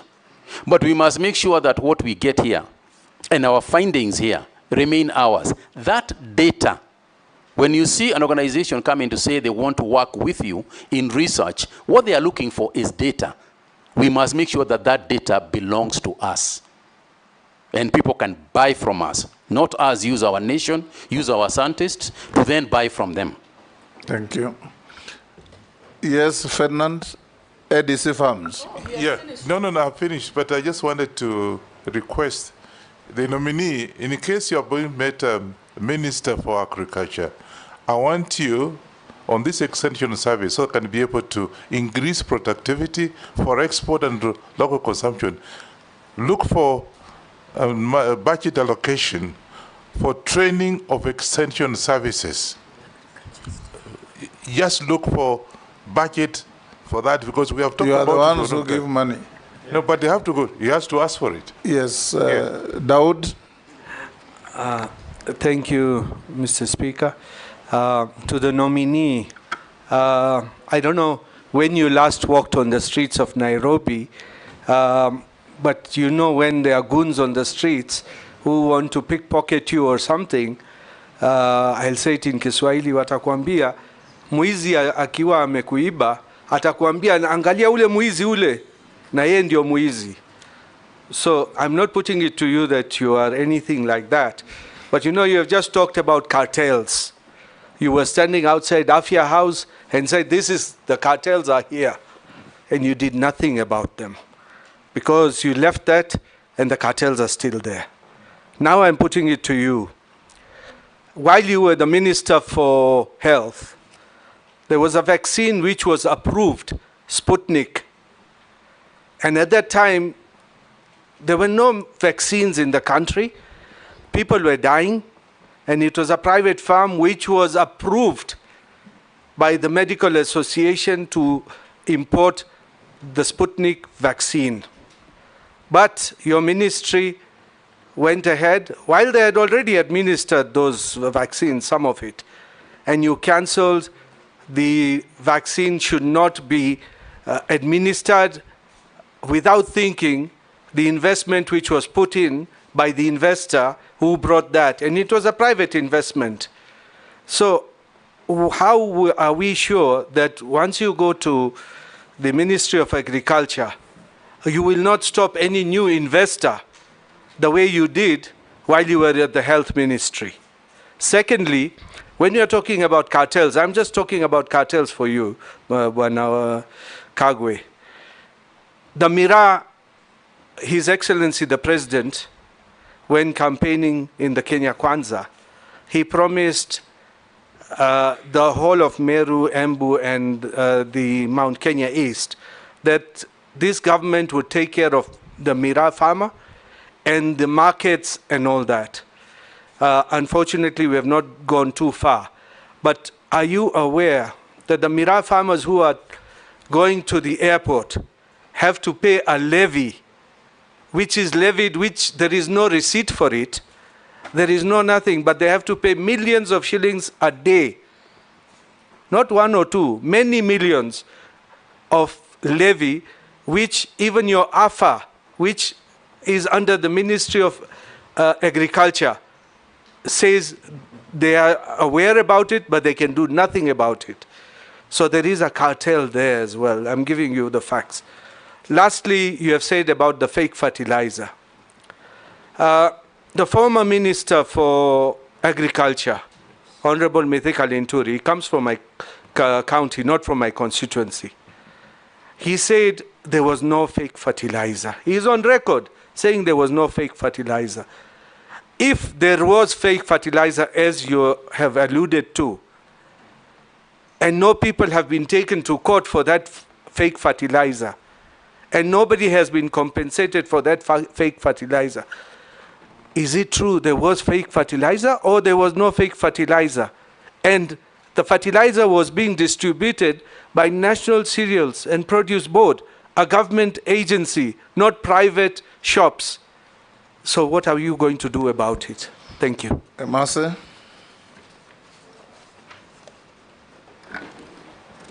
Thank you, Chairman. Nominee, you've spoken to the aspect of how to make agriculture more profitable and how to make it more attractive, and they need to incorporate technology and information and all that. But a number of studies have also indicated that many farmers do not comply to safety practices. Reasons being, there is lack of extension officers, there's lack of awareness to existing food safety requirements, and there is also poor enforcement of regulations. So I'm wondering, my question is, how are you going to promote food safety? And we are also aware that Finland spoke about the extension officers. There are no extension officers. I put it to you from the ground, there are no extension officers. Yet we have so many graduates, agricultural graduates, from the TVET, from universities. So how, if you were nominated, your nomination successful, how are you going to create opportunities to absorb more of these agricultural officers? Because there's nobody to train. I presume you have to onboard them, then train. And then now tell us how you're going to promote safety. Secondly, we've spoken about fertilizer. My question is very straight, and I want to give an example of Busia County. Fertilizer depot is in Malaba town. How does this farmer from Busia town or from Budalangi travel to Malaba to collect fertilizer? What are you going to do to make sure that we take it to the closest administrative unit, probably at constituency level, so that the farmer from Butula gets it from there, and it's same to all the others? My last one is on sugarcane. I come from a sugarcane growing area. And I'm aware recently that you are aware that the National Assembly did pass the sugar bill. How, according to you, is it going to be a game changer in the sugar subsector? There are still issues around zoning, there are issues around pricing. There's a farmer who has just texted me that the price per ton has gone down from 5,500 to 4,200. So what are you going to do to improve the price of cane so that our farmers can benefit? Thank you. Sharia. Thank you, Chairman. Mheshimiwa, there's a growing interest in public-private partnerships. How do you plan to foster PPPs in the agriculture and livestock sector? Thank you. Meshi. Yeah, thank you, Honorable Chairman. Honorable Chairman, in our country, we have been facing two scenarios. One is recurrent droughts, and second is recurrent flooding. And I'm just asking the nominee, what mitigation measures are you going to put in place to ensure that you intervene on these two scenarios? Because I'm just looking like an area in the coastal region, an area like Tana River, which experience erratic rainfall, prolonged dry spells, and intense flooding. And this scenario, both, they affect crop and livestock sector. So how are you going to mitigate this? Because I'm thinking that during flooding, maybe we can do some measures to ensure that maybe we harvest that water which is caused by the flooding, so that it can be used during the drought. But most of the ministers who have come, they've been talking a lot on how they are going to mitigate on this issue, and yet they have done nothing so far. My second question is just to emphasize on what the Kenya Kwanza government has been talking about in terms of creating employment opportunities. One of the area is in agriculture, and I'm just thinking, I'm looking at how the ministers have been doing a lot in terms of coffee, tea, and even sugar sector, whereby they've put a lot of initiative to ensure that they create some jobs and also they boost the economy. What are you going to do in terms of coconut, cashew nut, and also bixa, in terms of having some local industry in the coast region so that we can have some employment opportunities for the youth? And also, again, on the same breath, and this is my last question, it is the challenges which the farmers on coconut and cashew nut are facing in coast region, especially on pest, disease management, and also planting materials. What are your measures which are going to put in place so that to ensure even coconut, cashew nut, and bixa can thrive in the coastal region, to ensure that our economy is being boosted and even we have job creation for the youth? Thank you, Honorable Chairman. Thank you, Nominee. Can you answer those four? Thank you very much, Mr. Chairman. Let me start with the issue of fertilizer. First of all, I want to say that, let me start with Mr. Dawood's question on the issue of the Sputnik. I remember distinctly the issue of Sputnik vaccine that came from Russia. And I can tell you, Honorable Member, through the chair, that there was not a single vaccine that we allowed into Kenya that was not approved, and there was not a single vaccine that we refused to take that was approved. Now, the issue here is who approves it. And our rule within the National Emergency Response Committee on coronavirus, and following the advice that we also got, is that we did not use any vaccines that were not WHO, World Health Organization approved. And I'm aware that at the time that we had stored with Sputnik, the condition that we gave Sputnik is, and the Russian people even came to see us, not even the business people, is to say, please deal with the World Health Organization approval, and as soon as you have got those approvals, we have no problem using the vaccine.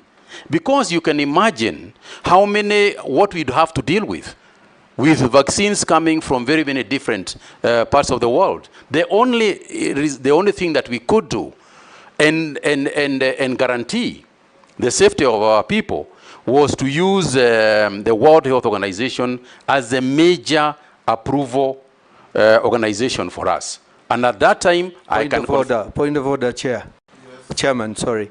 The minister, the former Minister of Health is not telling us the truth. There is no way the vaccine could have come to Kenya if it was not approved. That is the first thing. They had an approval from the Kenya Medical Practitioners Board, and it was even administered. 230,000 doses were administered.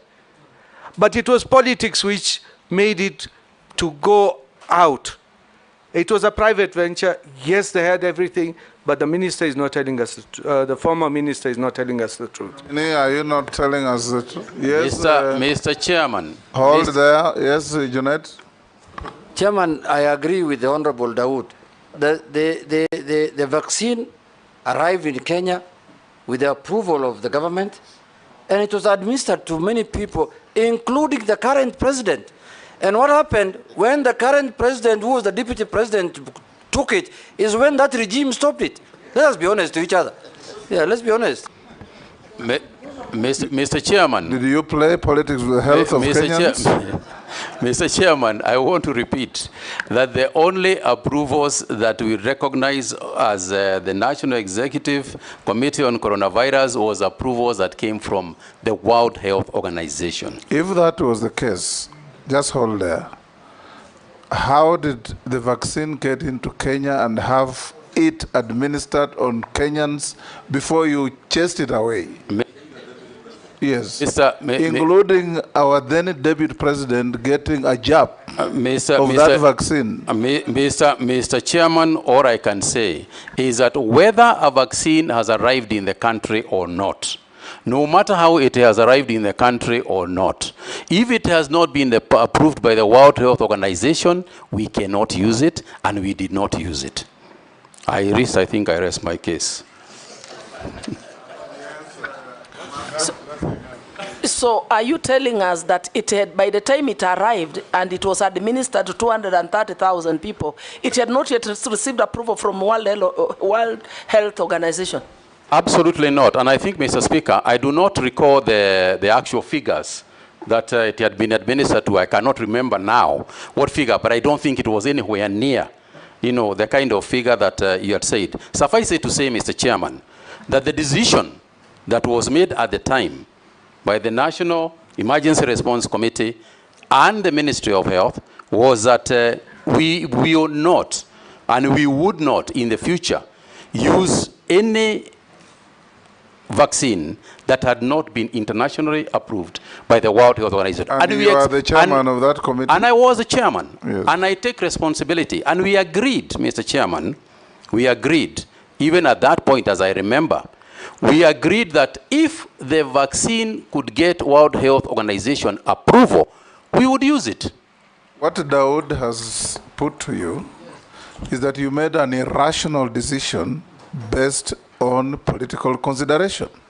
Mr. Chairman, I just want to ask him what Honorable Junet has said. The Deputy President at that time and the President right now who has nominated you today is the one who took that jab, is when you stopped the Sputnik. Is that true or not true? Absolutely not true. Point of order, Chair. Chair, when that,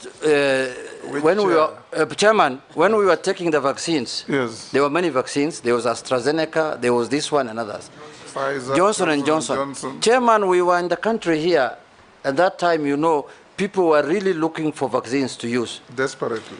The day the current president, who was then the deputy president, got a jab in the afternoon, in the evening, a press statement came out saying that thing is banned in our country. That's the truth of the matter. That's the truth of the matter. Mr. Chairman, I cannot recall the events as they followed, if indeed that is the way they followed. But I repeat my position. We could only use a vaccine approved by the World Health Organization. Go on with the others. I'm sure you know. Mr. Chairman, Mr. Chairman, the issue of mitigating circumstances, I think that were raised by Mishi, the issue of what do we do when there are droughts and then there is flooding that happens. I'll come back to the others as well.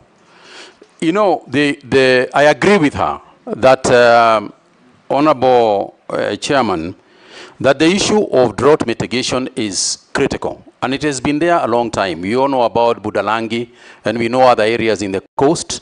And season after season, the discussion is the same. And what I would like to commit myself to, Mr. Chairman, is working with the ministries involved. As you are aware, the Ministry of Irrigation, the Ministry of Water is charged with the dam, the areas of matters to do with the damming. But I also want to involve the county governments in this matter. Because the issue of acceptability, for example, the involvement of the county governments with the extension farmers, because in Schedule 4, extension farmers that Honorable Emase raised, extension farmers are actually the job of the county government. My job is to ensure that we fight this fight in terms of training, in terms of budgeting and funding, so that we have got these people. And I would like to refer to the matter that you referred, which you say that this House is the one that allocates budgets, and to say that in spite of that, we can also predicate some of these things on what Honorable Naisura had raised on the issue of donors. This is one of the areas that we could try very hard to work with our funders and with our donors in terms of the extension farmers, so that the in mitigating the issues that have been raised, the conditions and challenges that Honorable Michi has raised, ensuring that we have got the proper crops to use during drought, ensuring that we have got the correct livestock to use, ensuring that diseases don't start affecting our livestock just because there was flooding, going on. I think that is a job that will ably be done by extension people. I think they are as crucial as Mheshimiwa Wanyonyi had raised. And I'm going to work very hard with the county governments to ensure that extension farmers, but also working concurrently with the ministries involved in dam building, such as Ministry of Water and Irrigation. And I think that, Mr. Chairman, the other involvement is also the committees of parliament. The committees of parliament on agriculture, the committees of parliament on health, on water and cooperatives. I think sometimes it is also good for us to have discussions together with them. And I propose to also engage them so that we can discuss budgeting and budget allocations also here, together obviously with the budget committee. Mr. Chairman, yes, Honorable Michi spoke about the job, the aspect of job creation in agriculture. And I think that sometimes we also miss opportunities of job creation in agriculture. For example, we are talking about fertilizer subsidies. And we have got companies in this country that can actually make fertilizers. Away from the coast, there are some companies in the coast. And it is true that if we structure the subsidies properly, it is possible that these companies that make fertilizers can be funded or can be part of the subsidy movement so that they too can create jobs. I think whatever we do at whatever time we do it, we need to ensure that any opportunity to create a job is not lost, because part of the challenge we are having with our youth is actually that job aspect of job creation. And I think I alluded to the issue of disease, disease management. Again, research on these issues is going to assist us a lot on disease management. But I think that it is better to use preventive measures, ensuring that the diseases don't occur in the first place, rather than curative measures that we have got to deal with after the event has taken place. On the issue of sugar and the sugar bill, yes, I'm aware that the sugar bill has gone through. And I'm also aware that we produced this year, a large quantity, in perhaps the highest quantity, a large quantity of sugar, which actually might save us from importing sugar this year. And I think that is a fantastic development, but it must not be at the cost of the farmer.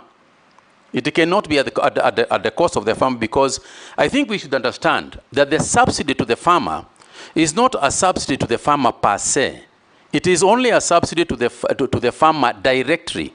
It is indirectly a subsidy to the consumer, because it is the Sugar Act, a nominee is awaiting, if you are approved, to promulgate regulations. I'm aware of that, Mr. Chairman. That you are now delving into. Yes, I'm aware of that, Mr. Chairman. Yes. And that's what I alluded to. And I think that the regulations will be done in the fastest possible time. That's what we'll deal with, what Mary Massey is talking about. Yes, Chairman, Sharia, PPPs. He's not even answered my cartels and fake fertilizer. Mr. Chairman, on the issue of the PPP, I'll come back to Mira. On the issue of the PPP, Mr. Chairman, usually the problem is not the private players in the game. Usually, the problem in trying to craft a private-public partnership, in my opinion, lies, the fault lies with the public sector, not the private sector. The private sector has got a number of things that they normally demand if they are going to put their money anywhere. One of them is very quick decisions. They want us to make this decision about their investment quickly. In the past, I think we should own up as government that we have created so much bureaucracy around the issue of PPP that a person starting the PPP process usually at some point just gives up and goes. I think that one of the entry points for us is to reduce the bureaucracy as much as we can, particularly in the agricultural sector. There are people who express interests to come and lease land and grow, say, for example, rice, all right? And we put roadblocks to them, and we put so many conditions to them that eventually, by the end of the day, they say, if I go to Rwanda, I'll get free land and start this job tomorrow. And they leave. So we are losing a lot of investments, because of our own bureaucracy and the conditionalities that we are using, that we are putting on the private sector people. Conditions that sometimes are official conditions, and conditions sometimes which are suspect. So I agree with you that we must fight more, we must reduce our bureaucracy, and we must be more willing. It should be an objective to bring the people in. It should be our objective to fight for investments to come in, not to put roadblocks for the investors. On the issue of the cartels, as Honorable Dawood raised, and what you are referring to, I think, Honorable Member, is a criminal issue. It's not a policy issue.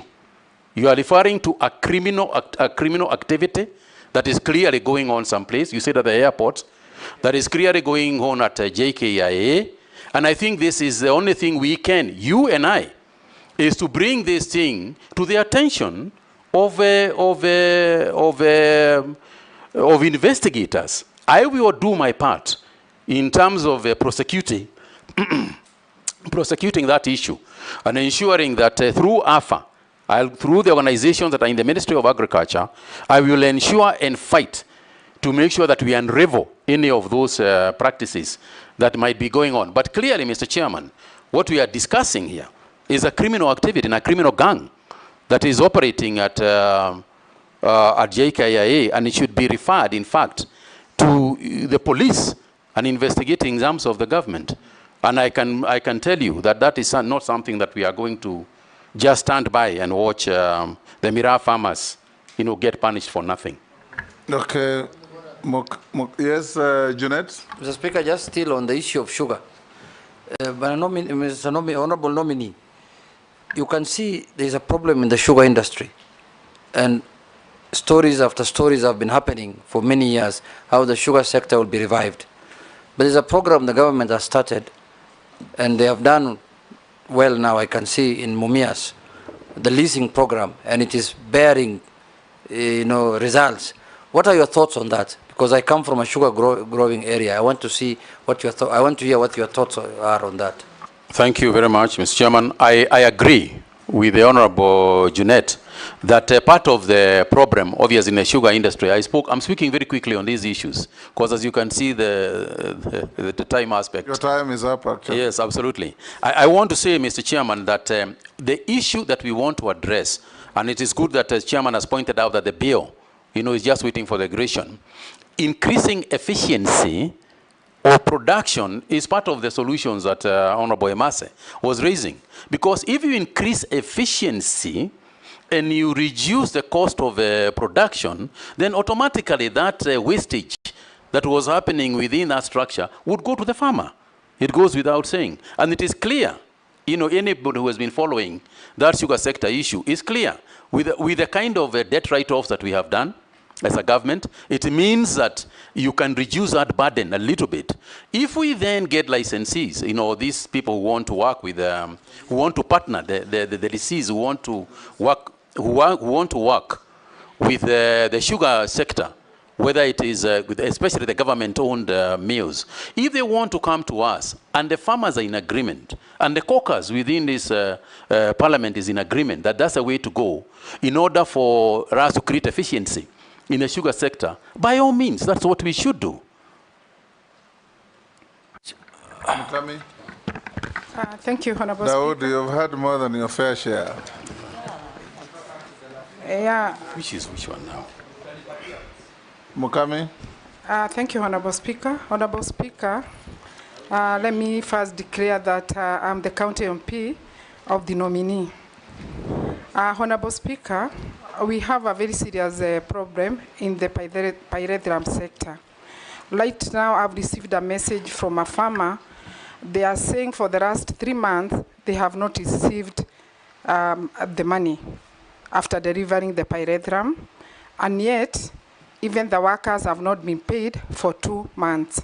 So, Waziri, I would like to hear what you are going to do about that and the measures you are going to take to make sure that we avoid such delays.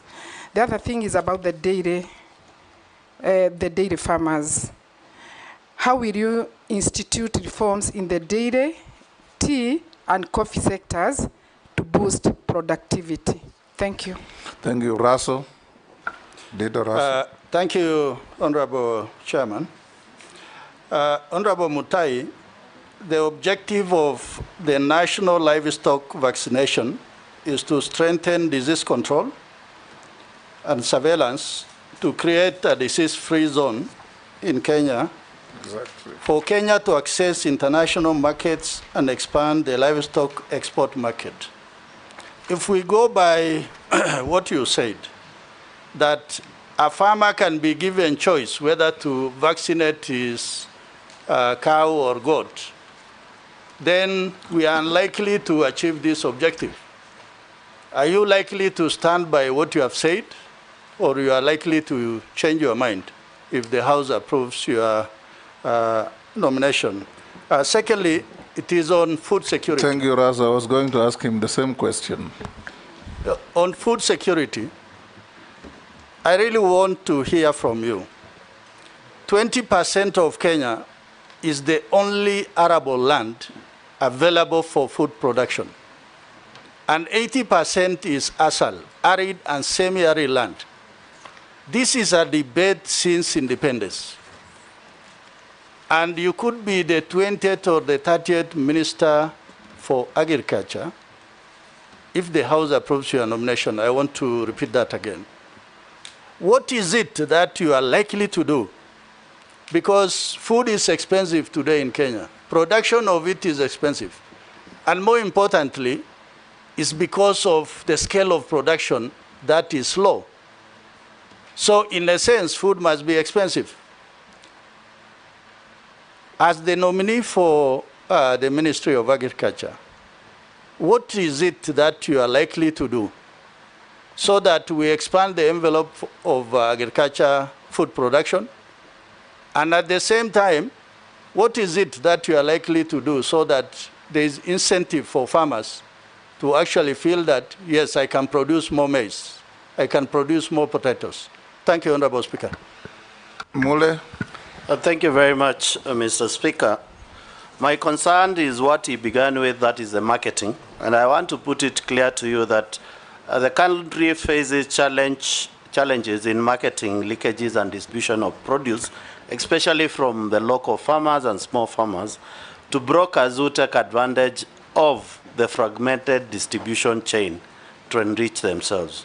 What do you intend to do to improve the domestic market links and information systems within the market?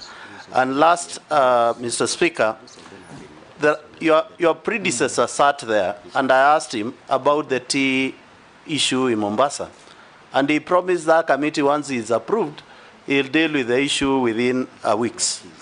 Up to today, maybe that's why he has been deployed to be an ambassador. Up to today, we are still talking about tea stuck in Mombasa. And when Mwananchi, Wanjiku, Kinuthia, who is planting tomatoes, yet we still have influx of products from the neighboring countries within. And yet the cost of those products at the market are cheaper than the Kenyan produced products. And this is across board. That is tomatoes, cabbage, maize, onions, and everything. And you need to spur that growth of productivity at that level. What are you going to do if you are approved by the House? And putting in mind, we were given a promise by your predecessor, a month or so, nothing has happened. 2 years down the line. Yes, go ahead. Thank you very much, Mr. Speaker, Mr. Chairman. Mr. Chairman, I want first to start with admitting that the pyrethrum sector that Honorable Mokami referred to is in a mess. To put it any other way, would be to do the proverbial ostrich, thing and bury my head to the ground. And the only thing I can say is, broadly speaking, it is an area I intend to sit with the industry itself, the entire industry, and unravel whatever has been bedeviling it since almost independence. Since the Americans got out who are buying this pyrethrum of ours, we have never quite recovered in the pyrethrum sector. And all I can say is that I will need time to sit with them so that we can resolve whatever issues exist with them. I do not have the silver bullet with me right now. The second thing is on the issue of dairy farmers.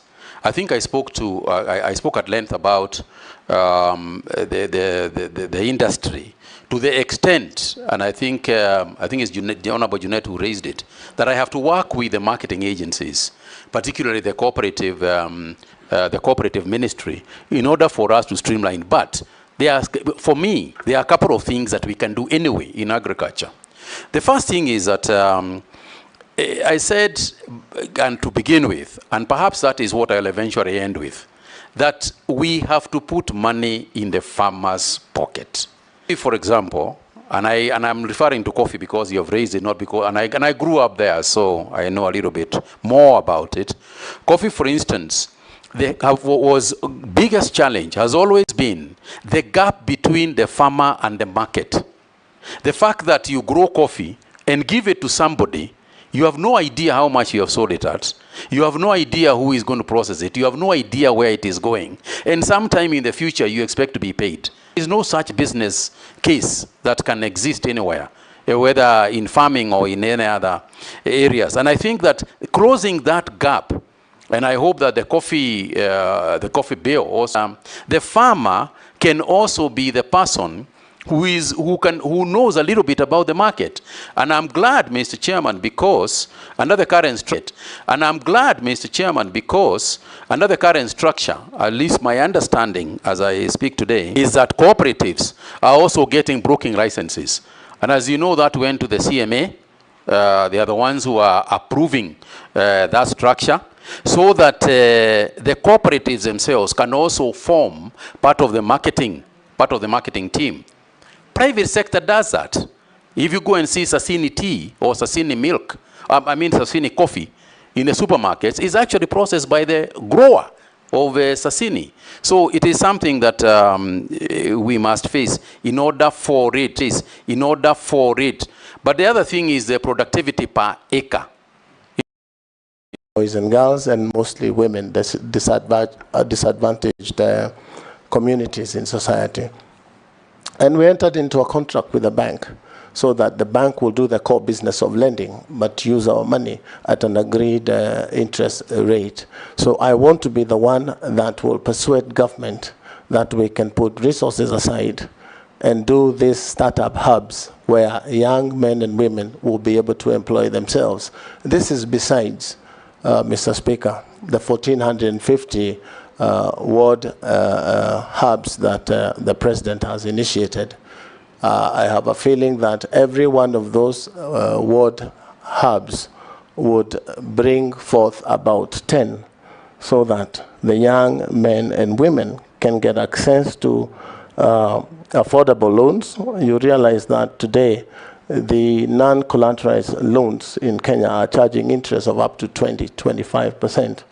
And really, there is no business a young man would do and be able to pay interest of 20%. So if we can get non-collateralized loans by government, or a collaboration between government and, for example, KCB, loans will be given to these young men, and it's startup loans.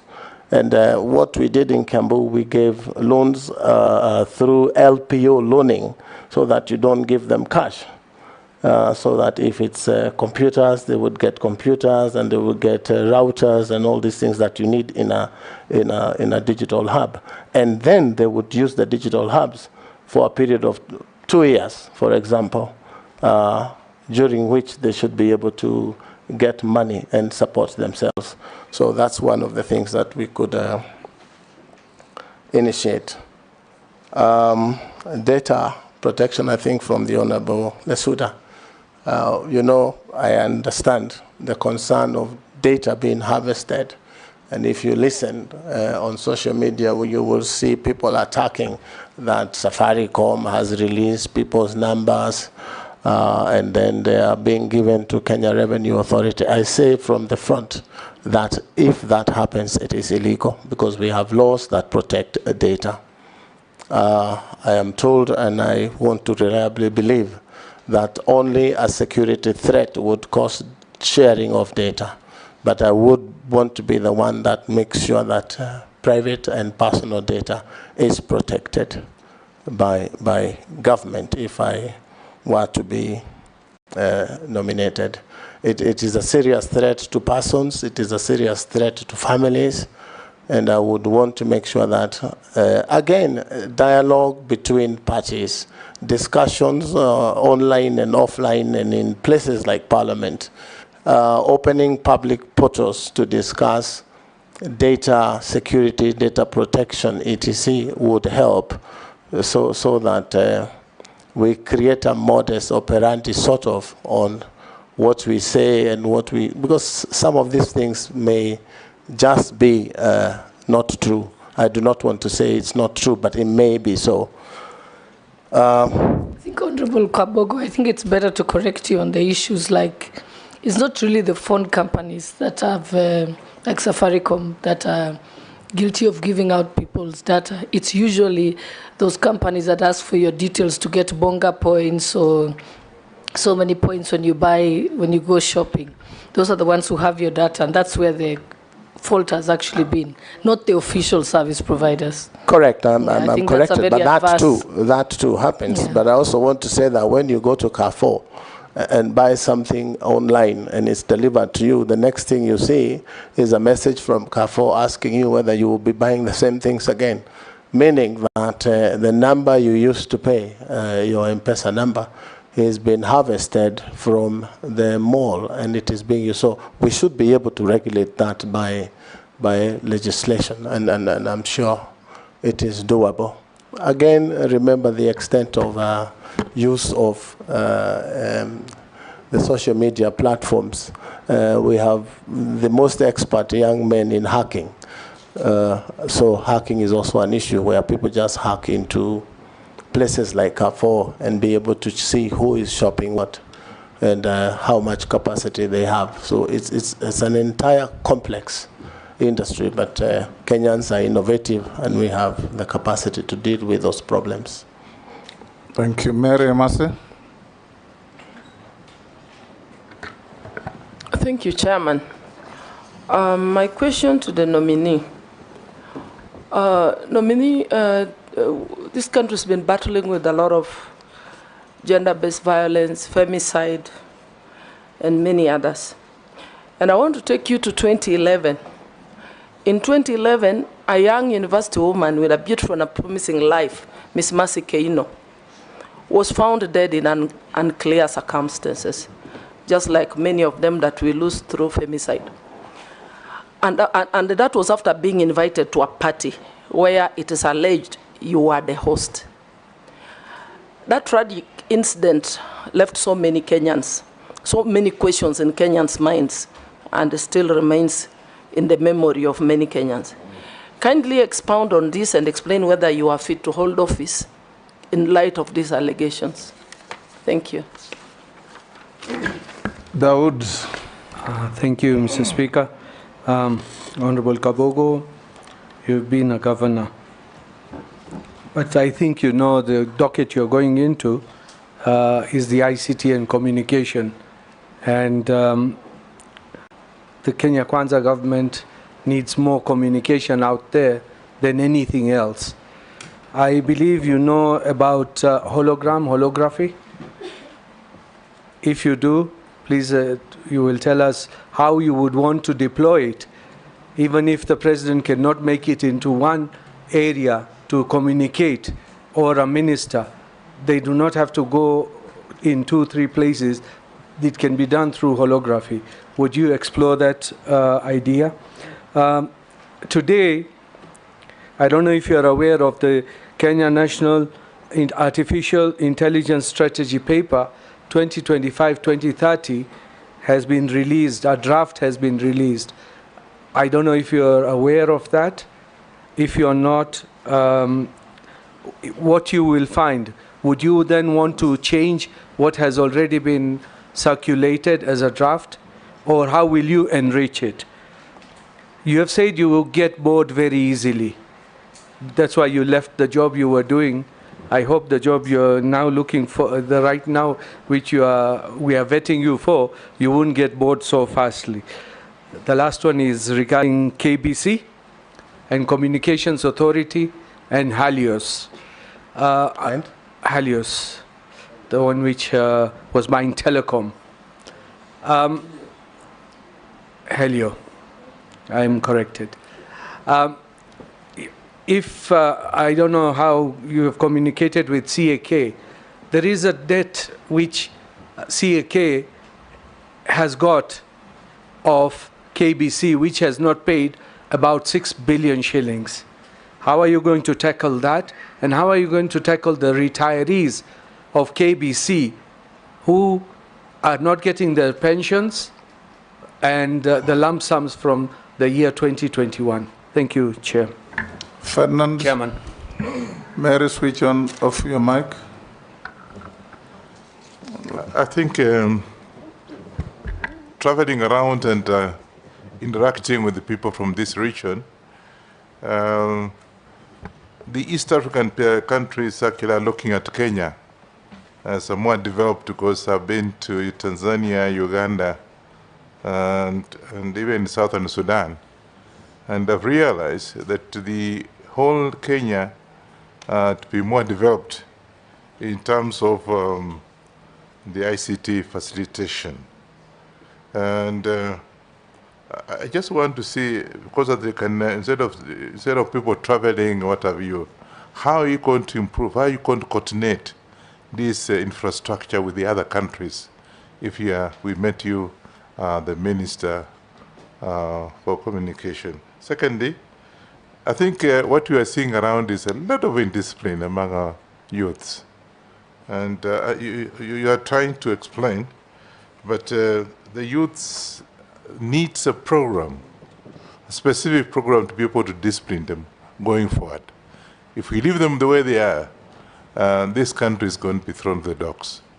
So what programs will you come with? Being, of course, you are saying you know this discipline. What are you going to come up with this program to be able to discipline our children so that going forward, there's discipline in the area, particularly in your country? Thank you. Last on this batch, Murugara. Yes. Thank you, Mr. Chairman. Nominee, let's put a star against KBC because we are not very good at keeping our national heritage. I mean, the successor in title, KBC, took over from VOK. And VOK was quite developed those days when we used to have it as our main station. Today it's a pale shandal.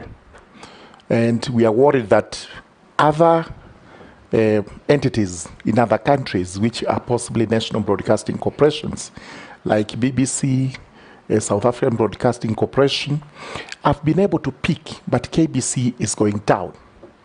What measures are you going to put in place to transform KBC so that from your tenure, the time you take it up, if you're approved, we now start seeing KBC coming up to a point that it will become a competitor of BBC, South African Broadcasting Corporation, Voice of America, and everybody else. Secondly, a while ago, a very noble idea was introduced, which was to digitally register Kenyans through a number called Huduma number. We were given a very good story of what it was going to be, that you will get your number for those who are being born from birth, and you would carry it to the grave, such that it would not be replicated, and we would always be able to tell who that person is. That was from the office of the president, but principally it should have been from the Minister of ICT. Is it a good idea to have Kenyans registered under one card, under one number, like the Huduma number, which is going to be your everything? And if it is in your favor, how would you protect that under the Data Protection Act? Thank you. Nominee, you can answer those 4. Mr. Speaker, the first one was from Honorable Mary. Yes. Is that so? Mr. Speaker, the issue of 2011 of Mercy Kaino, a very tragic story, Mr. Speaker. The honorable member has said it is alleged that I had invited people to a party. Mr. Speaker, that is not true. This is just a situation where you find yourself at a place at the wrong time. It was a public place, a restaurant, and there were several groups of people in that place, Mr. Speaker. And the issue of the death of Mercy Kaino came to me 2 weeks after she had been buried. And even if I had met her the following day after that hotel or restaurant, I would never have noticed her.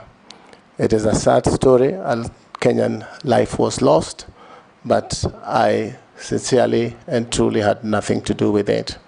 Suffice to say, Mr. Speaker, an inquiry, I think it was inquiry 22 of, I think 2012, was done at Milimani Magistrates Court. And all persons of interest. An inquiry or an inquest? An inquest, sorry. Yes. I am not a lawyer like yourself, Mr. Speaker, so some of these terms. The two are different. Yes. So it was done, and it took about a year and a half, and all persons of interest were invited, even those that had not been there. Including yourself? Including myself. I was governor, but I managed to be able to sit in there for 6 days, cross-examination, examination in chief, etc. And I was exonerated by the judgment of that court, a court that made a finding that the late Mercy Kaino was a victim of a hit and run by a truck. And that matter rests there. It is a sad story. There were videos played of the scene in the restaurant. And when I was speaking to the father of Mercy Kaino at the inquest, I was urging him really not to watch those videos, because they were videos that were not very nice for a parent. I sympathize with the family of Mercy Kaino. May her soul rest in peace. But I am certain that as a child, and a God-fearing child, I believe that one day the truck driver or whoever it is that was in the truck that killed Mercy Kaino will be able to come out and say, unfortunately, I kept quiet, but I did it. And I hope that day will come. I have a copy of the inquiry report with me if anyone would be interested to have a look at. It's a public document. Honorable Dawood, I am not aware of the 2025 bill, but he asked me what I would do if it's there, whether I would reverse. I would have to probably study it closely with the technocrats in the ministry and understand what has informed the bill, what it wants to cure, and look at it with those that are technocrats in different divisions in the ministry to make sure that we bring to law a useful legislature that will help. I'm not sure whether I understood your It's a strategy draft, not a bill. Right, so I'm well advised. So that's what we will do. Look at it and go through it with those that have proposed that draft. Holography it's a welcome idea. It's of today's world, and that's what is happening. So it's something we could embrace. But again, with AI, we have to be careful about what is disseminated, because through AI, many things are happening today. I was asked to, KBC, the Horace loan and what we would do with Kenya Broadcasting Corporation as an icon, a historical sort of thing for Kenya from VOK. In my mind, Mr. Speaker, KBC needs a total overhaul. It needs to be reassessed how it's operating, so that if you look at BBC and other, Al Jazeera and others, they have a contribution from state that funds public broadcasting, so that KBC may have a wing of public broadcasting and the commercial division that takes care of its commercial entity. I've talked to a couple of people and they say KBC has got a lot of land. They could sell their land and revamp KBC financially. From the school of thought, Mr. Speaker, when you sell the first parcel and sort out the employees' emoluments and pension and statutory deductions that have not been paid, and probably buy a few cameras and things like that, they go back to the same hole a year later, they will pick the next plots and sell until the 8th one is sold and they have no plot to sell. We should be able to go in and reassess the viability of KBC as it stands. I have come across during briefing something that says they want to borrow from, I think it's Spain, a tune of 12 billion to revamp KBC by buying new equipment, broadcasting equipment, etc., etc. And that, to me, sounded very worrying. Because you will look at other broadcasting stations like, for lack of a better example, like Citizen. And if you assess the sort of money they have used to make their broadcasting stations what it is, 12 billion is completely exaggerated. I should be able to go in there, send out a team to the world online, and find out what sort of equipment KBC requires and how it needs to be brought back into a world-class broadcasting station. If you put your TV on this evening, Mr. Speaker, and you put KBC, and there are young men and women in that house, you will almost get a bashing. What are you doing in that station? I want to be the one who sorts KBC. If you put it in your house, people will want to watch because it's got the right content in terms of broadcasting, entertainment, and things like that. You'll find a radio station from KBC. If you drive up the mountains, any part of Kenya, you will keep losing the wave because they say the equipments are obsolete. There is also a situation in the world that is happening now, Mr. Speaker, where you don't have to buy equipment. You can lease equipment. And the lessor of equipment is responsible for managing and keeping the equipment running. And if it fails, they bring in new equipment. That may be cheaper. Because if you buy equipment today and they say the life of equipment is about 5 years, so does it mean KBC should spend another 12 billion shillings in reorganizing KBC? I believe it can be a world-class broadcasting station with support from government for public broadcasting in public interest. But the other division that is commercial should be able to sustain itself. And that is something that I think we can do fairly quickly as a quick win. You talk of a debt. As I was receiving briefs, Mr. Speaker, there is debt to telecom, debt from so-and-so, debt owed to CA. There's so much cross-debt in government sagas that some people say we will not pay because we are owed.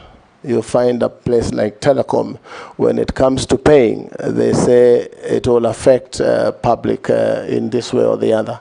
But when it comes to their own dues of paying, they say they are private. So these are some of the things that we need to be able to deal with so that Caesar is given what is Caesar's. There's a lot of money out there owned across these agencies. And probably we need also to find whether we can legislate on how debt across government agencies can be controlled, like in any business. Mr. Speaker, we are talking about debt owed from one agency to another. Through this ministry, if I'm confirmed, Mr. Speaker, we should be able to digitize entire government business so that information is available. Even the issue that is very dear to the public in general in terms of pending bills is a very big issue in the country on pending bills. And you realize, Mr. Speaker, that Kenyans don't look at pending bills as a very serious concern, because in my mind, pending bills, Mr. Speaker, is money borrowed from public.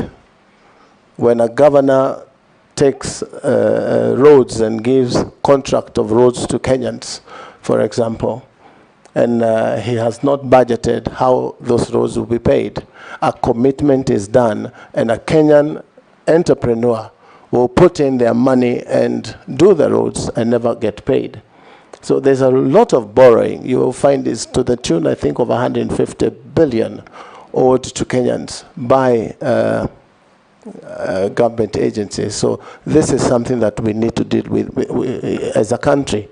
But if we have a system, like what I would want to propose, if we have a system that captures procurement and payments, at the same time, the control of budget will be able to see in real time and to stop some of these things. But because we wait for a year or 18 months until there's for people to be invited here for questions, we should be able to digitize government business so that information is available to everyone and sundry for action to be taken to stop some of these things. So I imagine at some point in 2 years, Mr. Speaker, if I'm confirmed, the Speaker of the National Assembly should be able to see exactly what the MPs are doing wherever it is they are on legislative business.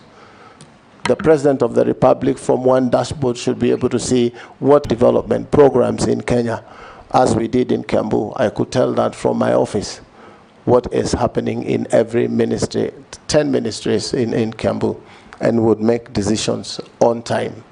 There would be a management information system that gives an amber light when you open your document, and it tells you here something is about to go wrong. Red means it's chaotic, everything is bad.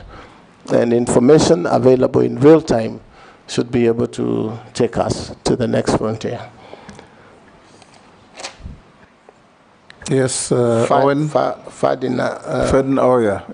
Did I answer? No, you didn't touch on Ferdinand's question. Ferdinand is East African. First and foremost, it is said Kenya is the Silicon Savannah of Africa. It is top #1 in Africa in terms of ICT and digital economy. But that does not put us in the first world. So it's a lot that needs to be done in terms of fast connectivity, so that we have high-speed internet in the whole country, ICT skills in terms of equipping the young with skills to be able to use these platforms. But again, our landlocked country neighbors should be able to use our infrastructure to get internet to Uganda, to Rwanda, and those other places. If only the bureaucracy between governments. Huduma number, yes. What happened to Huduma number? Yes. One thing, Mr. Speaker, there's a lot of skepticism in the public about their information.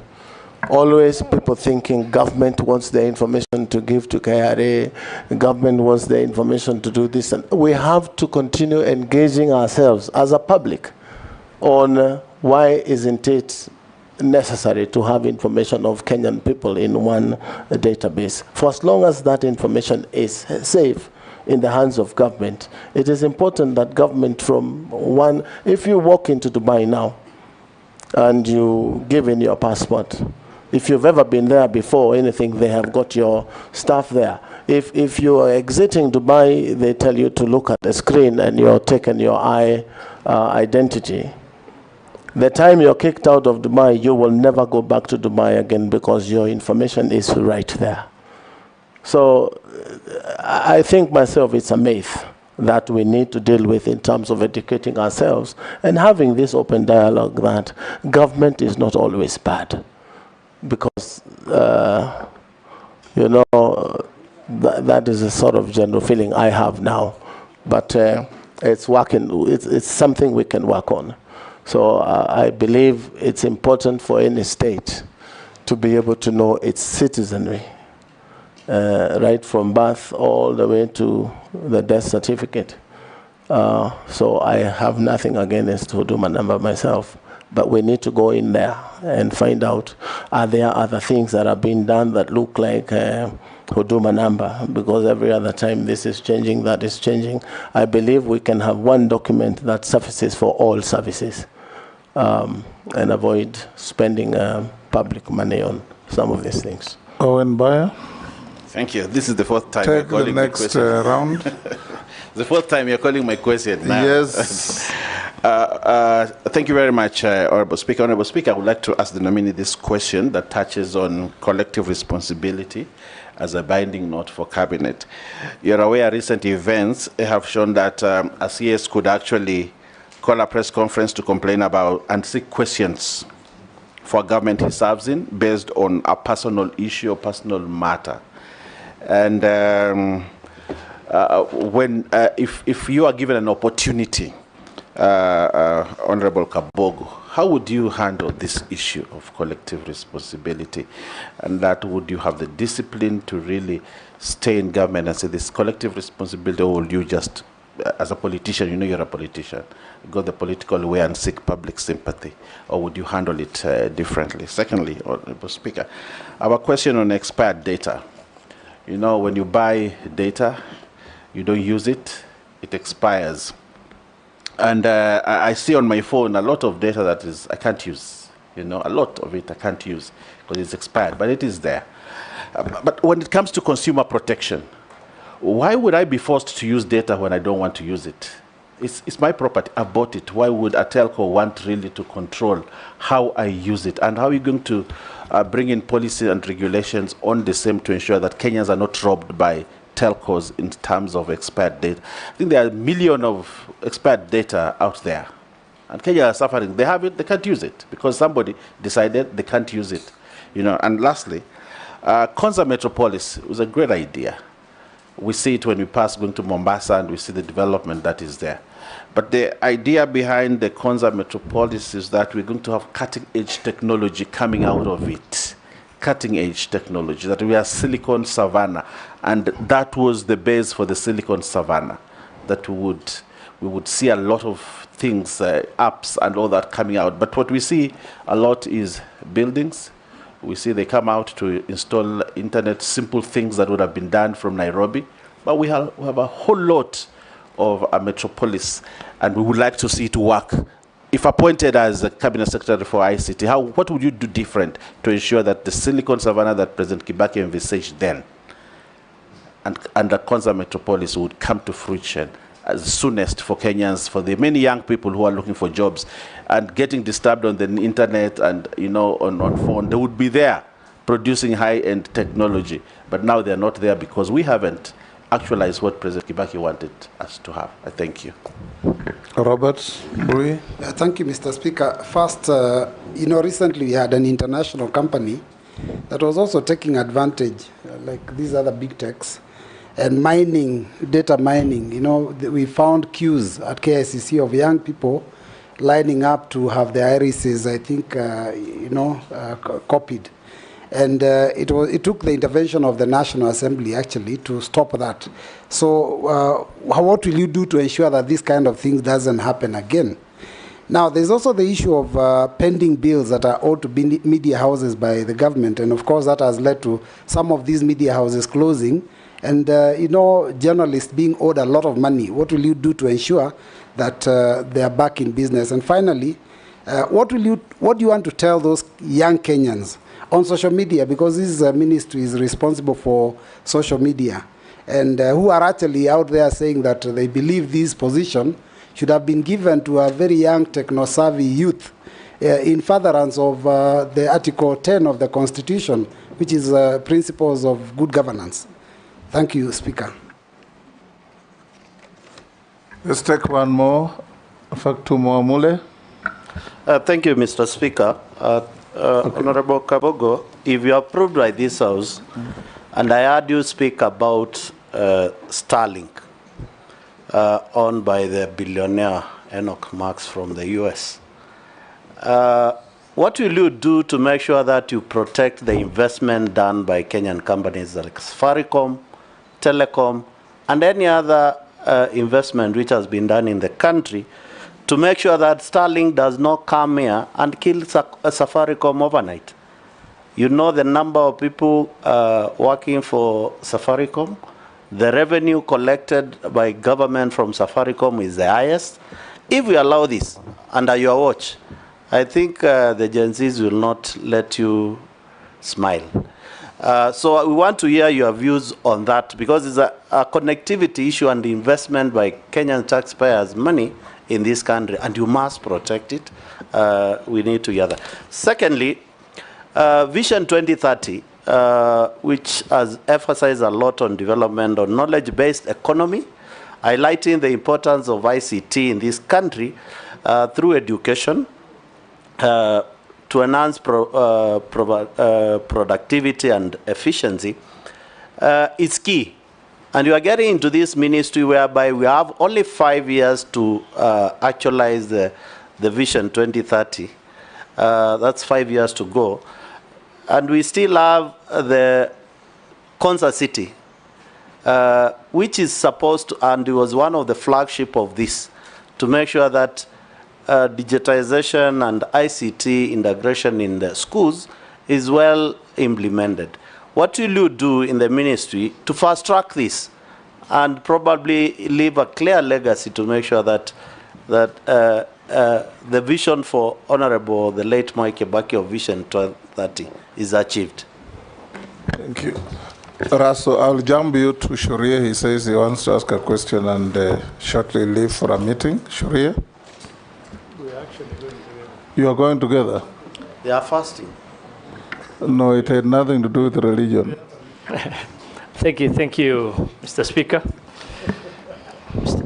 Mheshimiwa Kabogo, there was a recent public notice issued by the Communication Authority on tax compliance for mobile devices in Kenya, which has raised concerns among consumers and stakeholders regarding its implementation. To your knowledge, what is the intention of this notice and its relation to the government agenda on telecommunication security? Thank you. So, Raso, if you are going together, then I'll give you the opportunity. Mr. Speaker, he seems not to have gotten the question. He wants me to repeat it, is it? Okay. Through the chair. Through the chair, okay. Thank you, Mr. Speaker. There was a recent public notice issued by the Communication Authority on tax compliance for mobile devices in Kenya, which had raised concerns among consumers and stakeholders. To your knowledge, what is the intention of this notice and its relation to government agenda on telecommunication security? Thank you, Honorable Speaker. Okay, Raso. Honorable Raso. Thank you, Honorable Speaker. Honorable Speaker, I walked in late. My name is Dido Raso, MP for Saku.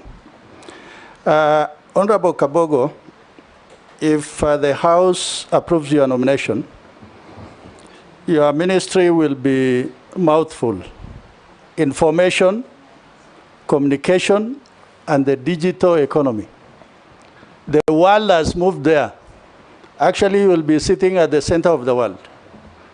The problem in Kenya today is about cyber security, about cyber bullying, and cyber attacks, and cyber crime.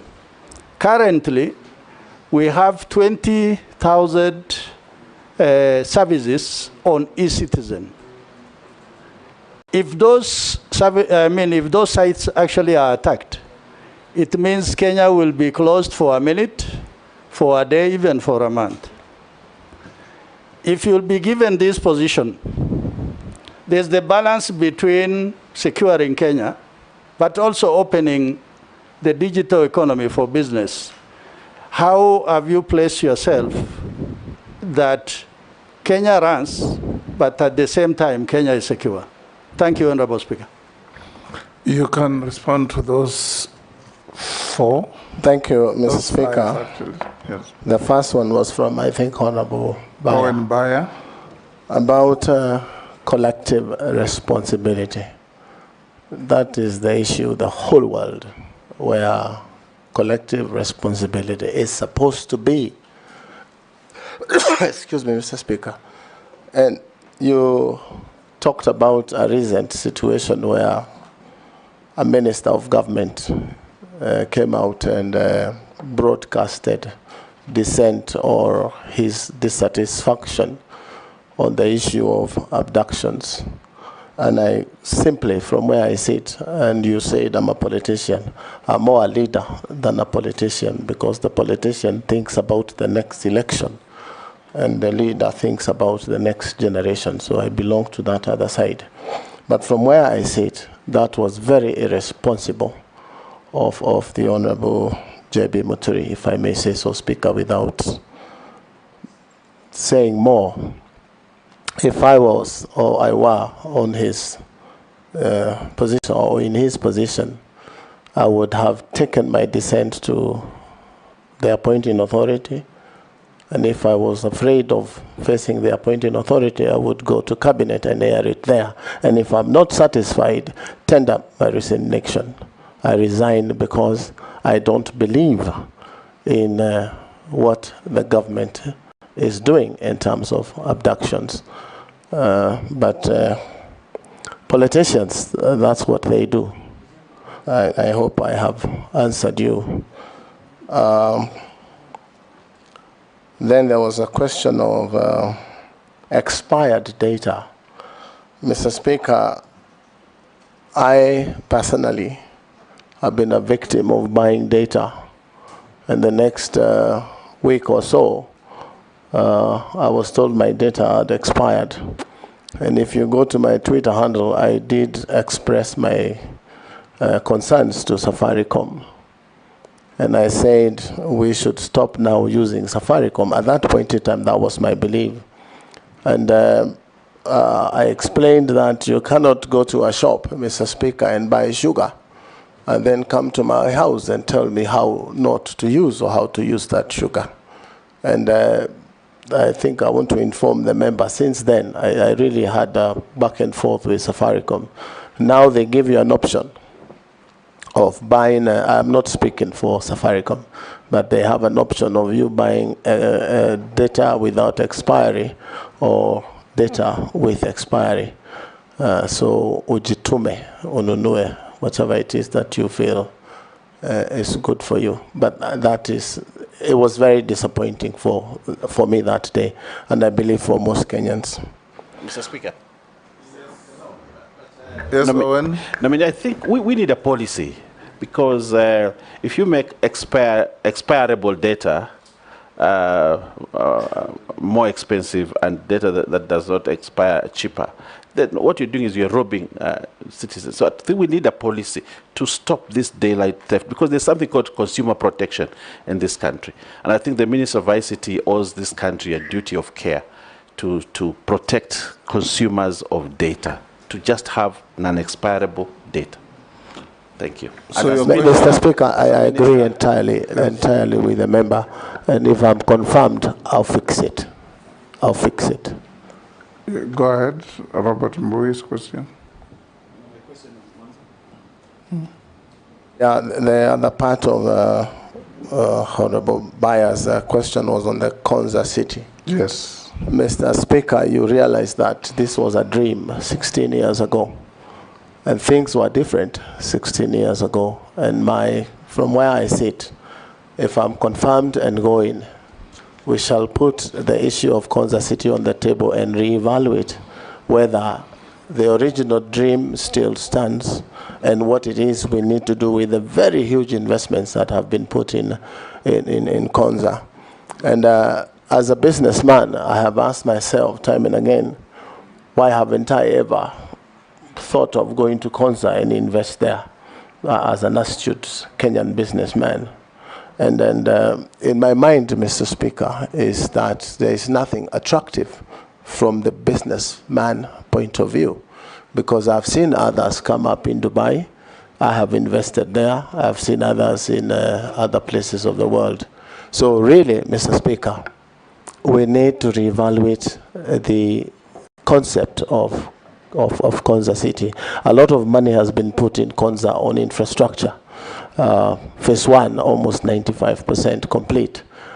But my question is, what is it we need to do to make Kenyans themselves and foreign investors be attracted to investing in Konza? You know, Nairobi is competing with Konza.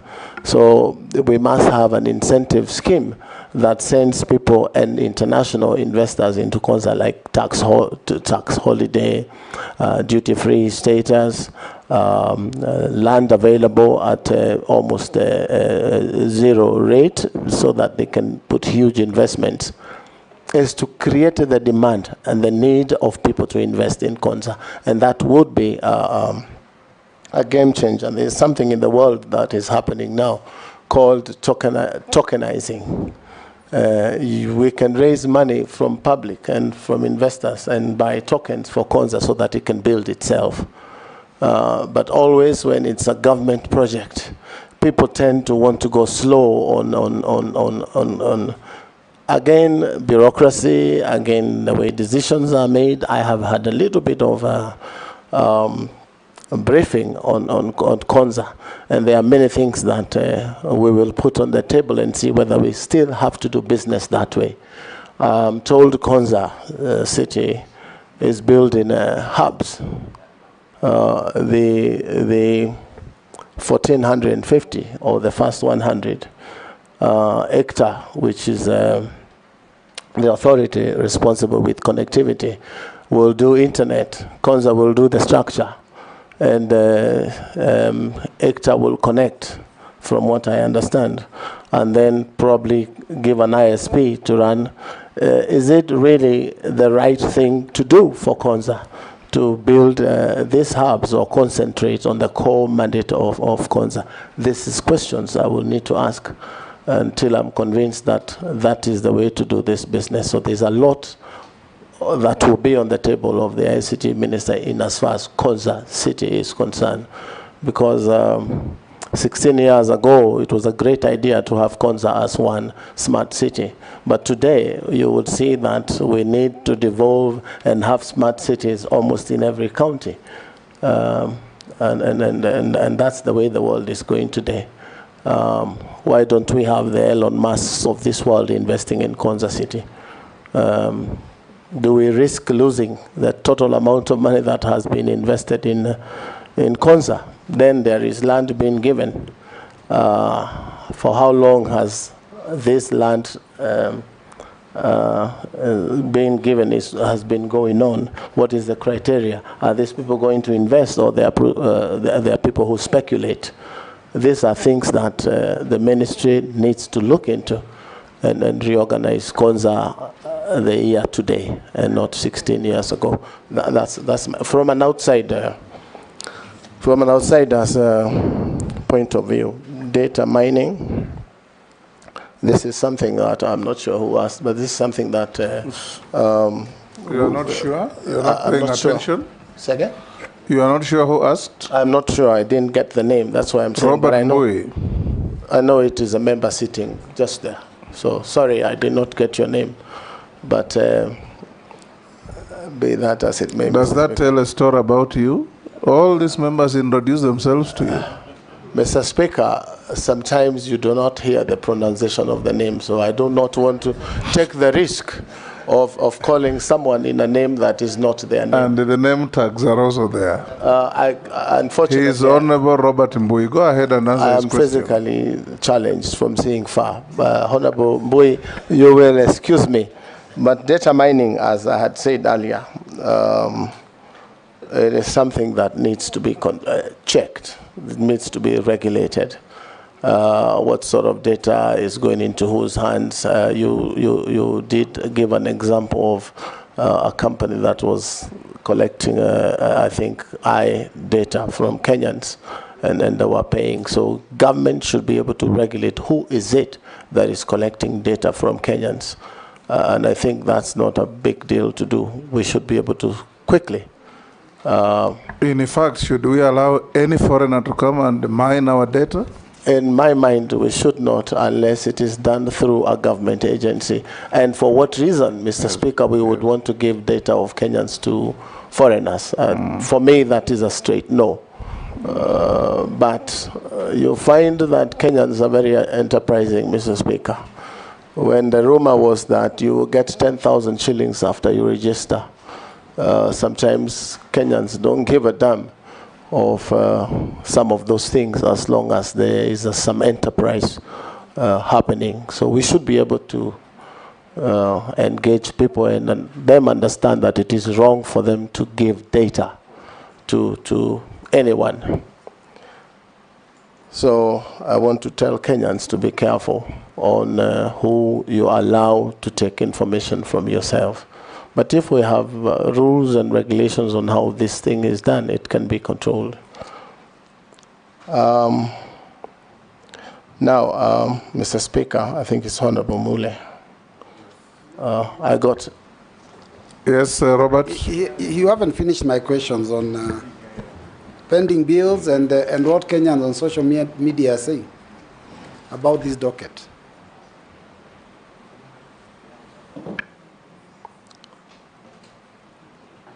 I didn't get the question on pending bills, what it was. Yeah, it was about pending bills that the government owes to media houses that have led to some of them collapsing and journalists not being paid so much money. So what will you do when you get into office?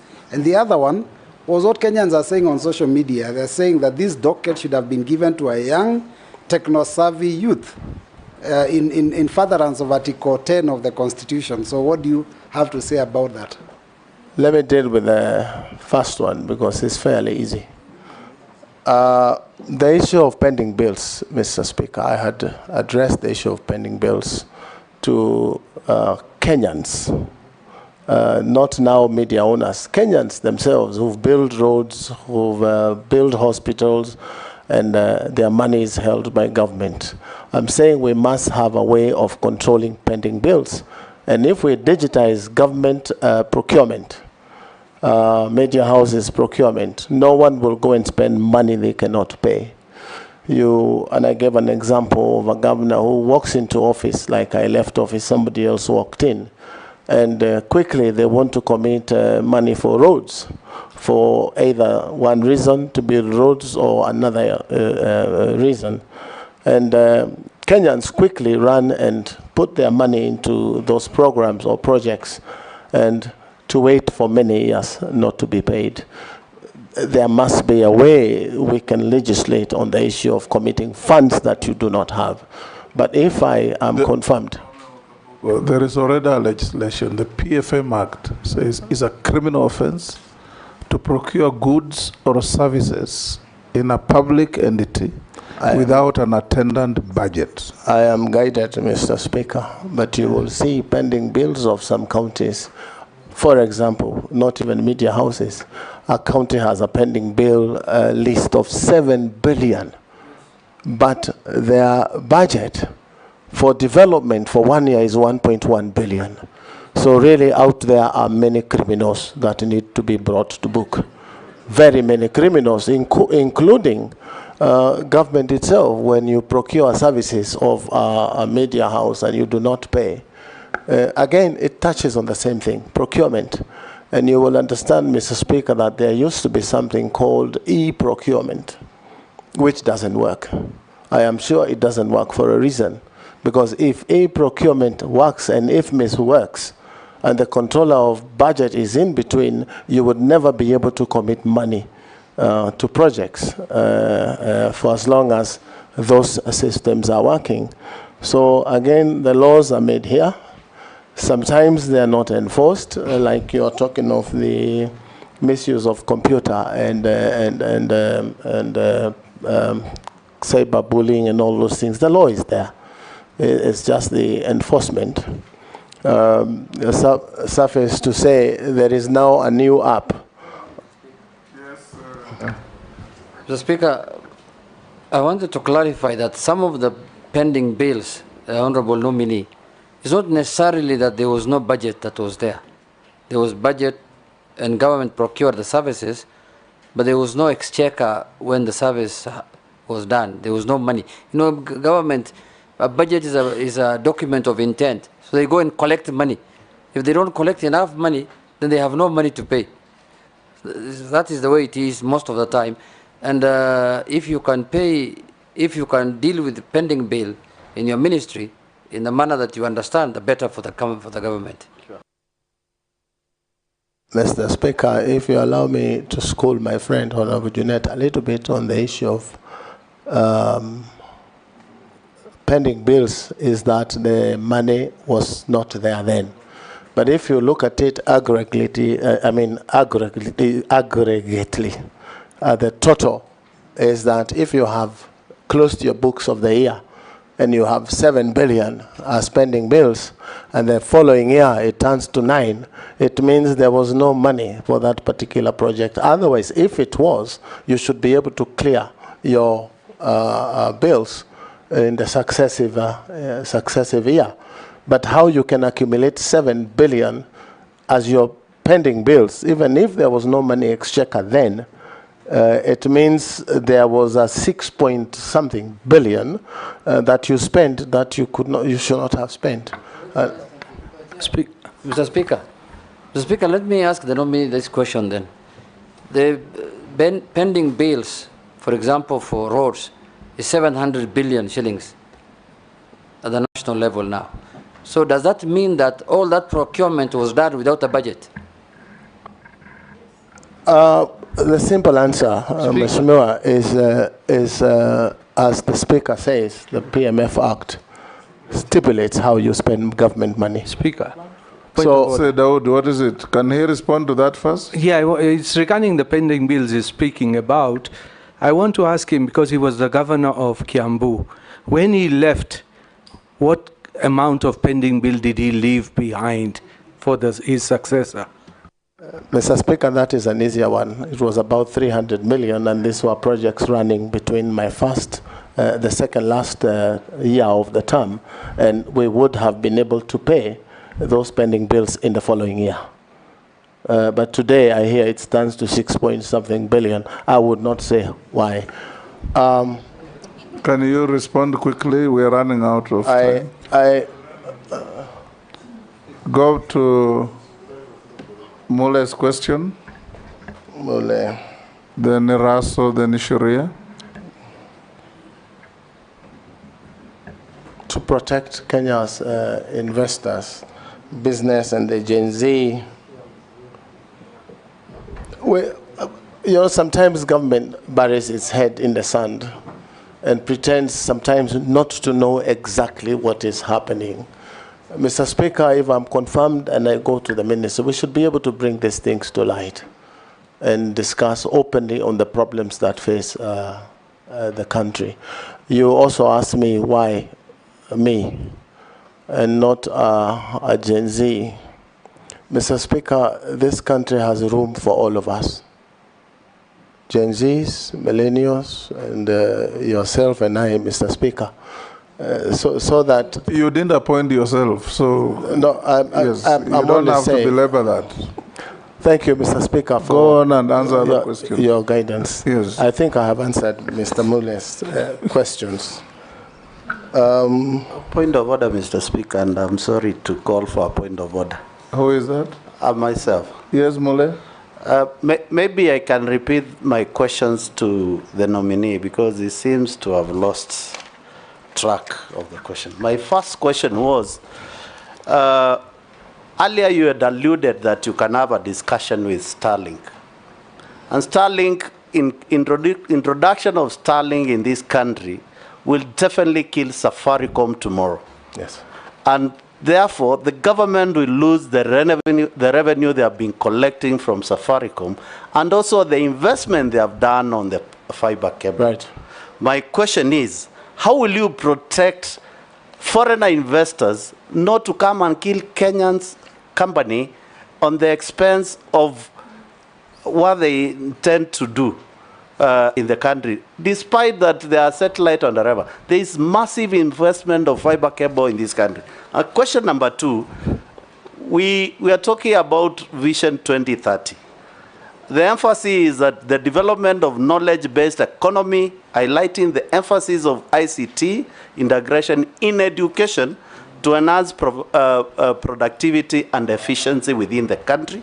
How will you use the office, if approved, to make sure that ICT become a key pillar in education sector in this country, to make sure that we don't have this issue we are facing whereby we cannot leverage on what comes out of the school and take advantage of the concert city as it was envisaged by the Vision 2030. Thank you. Thank you, Mr. Speaker.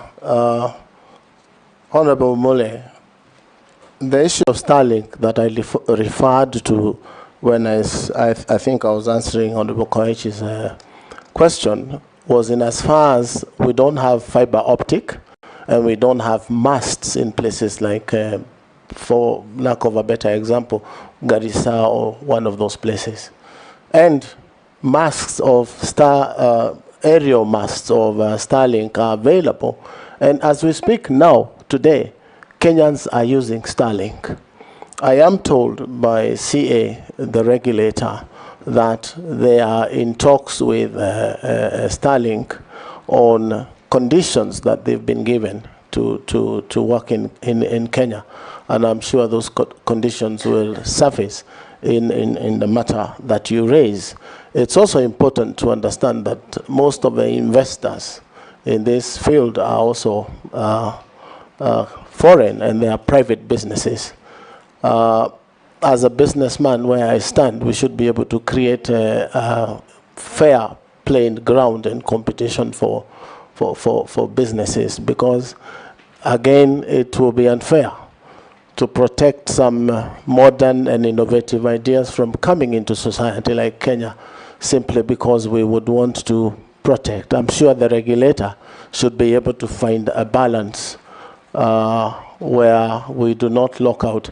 I will tell you that from where I sit, I know that Starlink has given a lot of work in Nairobi in terms of connectivity until they do not have the frequency anymore. But Kenyans, as innovative as they are, they're able to go to Meru, buy a Starlink dish and activate it in Meru and bring it back to Nairobi.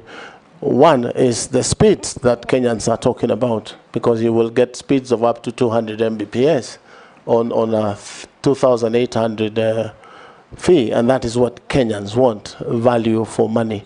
So we should be able to strike a balance on those things.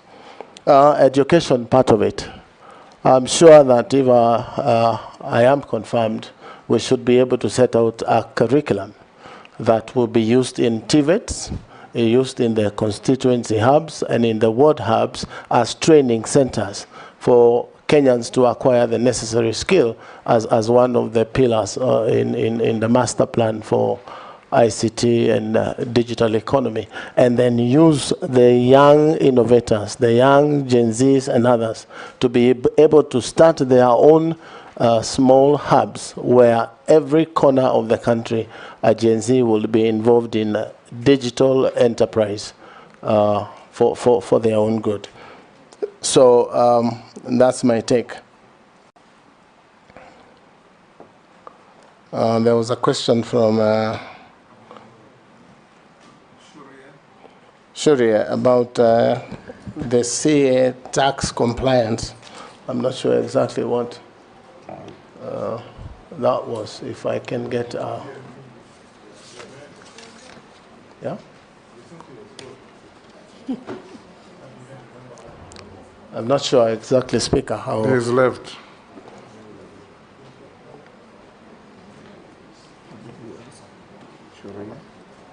Go to the next by Yes, there Russell. was a question by, I think, Mashmua from SACCO. Problem of cyberbullying and attacks, especially the threat on the 20,000 services on e-citizen. Again, Mr. Speaker, this is the issue of control and regulations of what, so that we can create firewalls and things like that that stop interference and hacking of government services. And it has happened in the first world, and we should be able to do that ourselves here in Kenya. So we should be on the forefront in making sure that these services are free from interference from hackers, attackers, and bullies. Rahab, you'll pass. Mishi? Thank you, Honorable Chairman. Honorable Chairman, much of the vital questions have already been asked, but I'll just ask a few of them. My first question is on the internet outage by service providers, which often disrupt businesses, education, and access to critical services, leading to significant consumer losses. If approved, what policies or regulations will you implement to ensure internet service provider compensate users for prolonged outages? Furthermore, how will your ministry enforce service level agreements to guarantee reliability and accountability from providers? My second question, our constitution envisage right to information, and as Parliamentary Service Commission, being one of the commissioners, we have a dream of ensuring that Kenyans can follow live proceeding in our parliament, both the houses, that both in the chamber and also in our committee meeting. We have tried, but we have limited resources. Do you think there is a room for collaboration between your ministry and Parliamentary Service Commission to ensure that we actualize this dream? And my last question is to appreciate and consider the recent completion of the Mombasa to Malaba fiber project aimed at enhancing connectivity. My question will be, what specific programs are you going to put in place to ensure that the local communities can benefit, and in particular the youth within those counties where we have that project of Mombasa Malaba fiber project, to ensure at least we have like digital literacy and access on online opportunities? Thank you, Honorable Chairman. Yes, Nominee. Thank you, Chair. On the issue of internet outage, again, this is a big problem in the country, and every time you call these providers, they have stories that they are not aware. So we probably may need to do some regulations that and ask every provider to be able to monitor outage. But it's tricky because you will find, Mr. Speaker, we have some providers who have capacity of 1 gig in a certain area, but they have acquired or given internet to double that capacity, meaning every other time half of the places will not be working. And this is something the regulator should be able to take up quickly and make sure that we have consistent, stable internet for business. But you will also see that most of the internet services are based on stable power. So if we have unstable Kenya power supply, you will find that sometimes there is outage because of lack of energy from Kenya Power. So it cuts across departments. But we should be able to bring these people together and see what we can do to reduce outage. One of the ways, Mr. Speaker, to do so, if it is a result of power, is to have green energy available, and solar is really not that expensive. A hub can get 4 panels that will keep the hub running for probably 70% of the time when the sun shines. But yes, it's a concern for many. It's also a concern that you will pass some places on mobile network is not working, 3G or 5G. So it's something that I should be able to take up with the regulator and see what it is that the department can do, even in terms of compensating people on the time that they have lost. But knowing businessmen in Kenya as we are, sometimes it's tricky when you start talking of compensations, but it is something that can be looked into.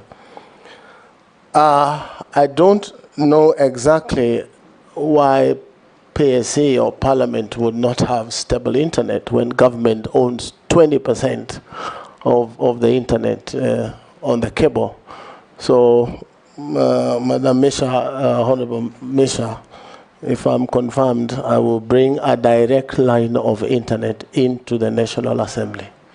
And that should be internet that is almost free. Because if you look at internet as a pipe of water, it is full of water flowing, and it doesn't stop flowing. So if it is not tapped, it means it goes to waste. Again, Mr. Speaker, policy-wise, it's important that we try and classify internet as not only essential, but a vital, essential, and desirable commodity. You will find that water is a utility, power is a utility. I would want to drive the ministry, if I'm confirmed, Mr. Speaker, to classify internet as a vital, essential, and desirable utility, so that the issues of way leave, etc., and the fees that are charged by counties become a thing of the past, so that we can move internet to the whole republic and people enjoy high-speed internet. You will find that even things like hotspots that were put by government, most of them are not working because they were put, internet connected, the switches were put, the extenders were put in place, but there was no sustainability plan. And in my first few days in office, if you confirm me, is to make sure that we have an arrangement with ISPs who have services there and probably have cross-trade with what they pay in fees, and they man those public hotspots so that there is internet every corner of the republic. As the president says, every market should have internet, and that is my belief. I guess, yes, Mr. Speaker, Deputy Speaker. Thank you. I just have a few questions for you, Honorable Kabogo, from the members of the public. One person has asked, how will you balance the need for regulation within the digital economy to ensure innovation and competition while protecting consumer rights and preventing monopolistic practices by major tech players? That's one question. The second one is, what plans do you have for scaling up digital literacy skills development in Kenya, particularly in our schools, universities, and local communities, to prepare them for the demands of the digital economy and workspace?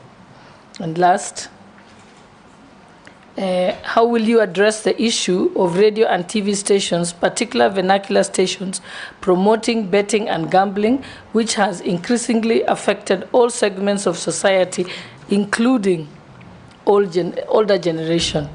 What measures will you implement to regulate such content and protect vulnerable populations and curb this negative social impact through caused by excessive gambling?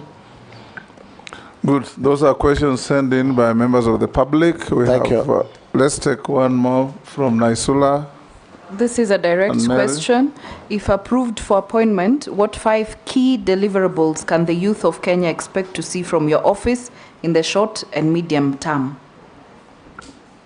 Mary Masse, you have a question from a member of the public? Yes, from the member of the public. He's saying, digital services require public trust. How would the CS nominee maintain ethical standards in the use of technology, especially in projects that involve surveillance or data collection? And then the second one is, ICT projects have historically faced challenges related to corruption and mismanagement. What specific measures will the CS nominee implement to ensure transparency and accountability in ICT procurement processes?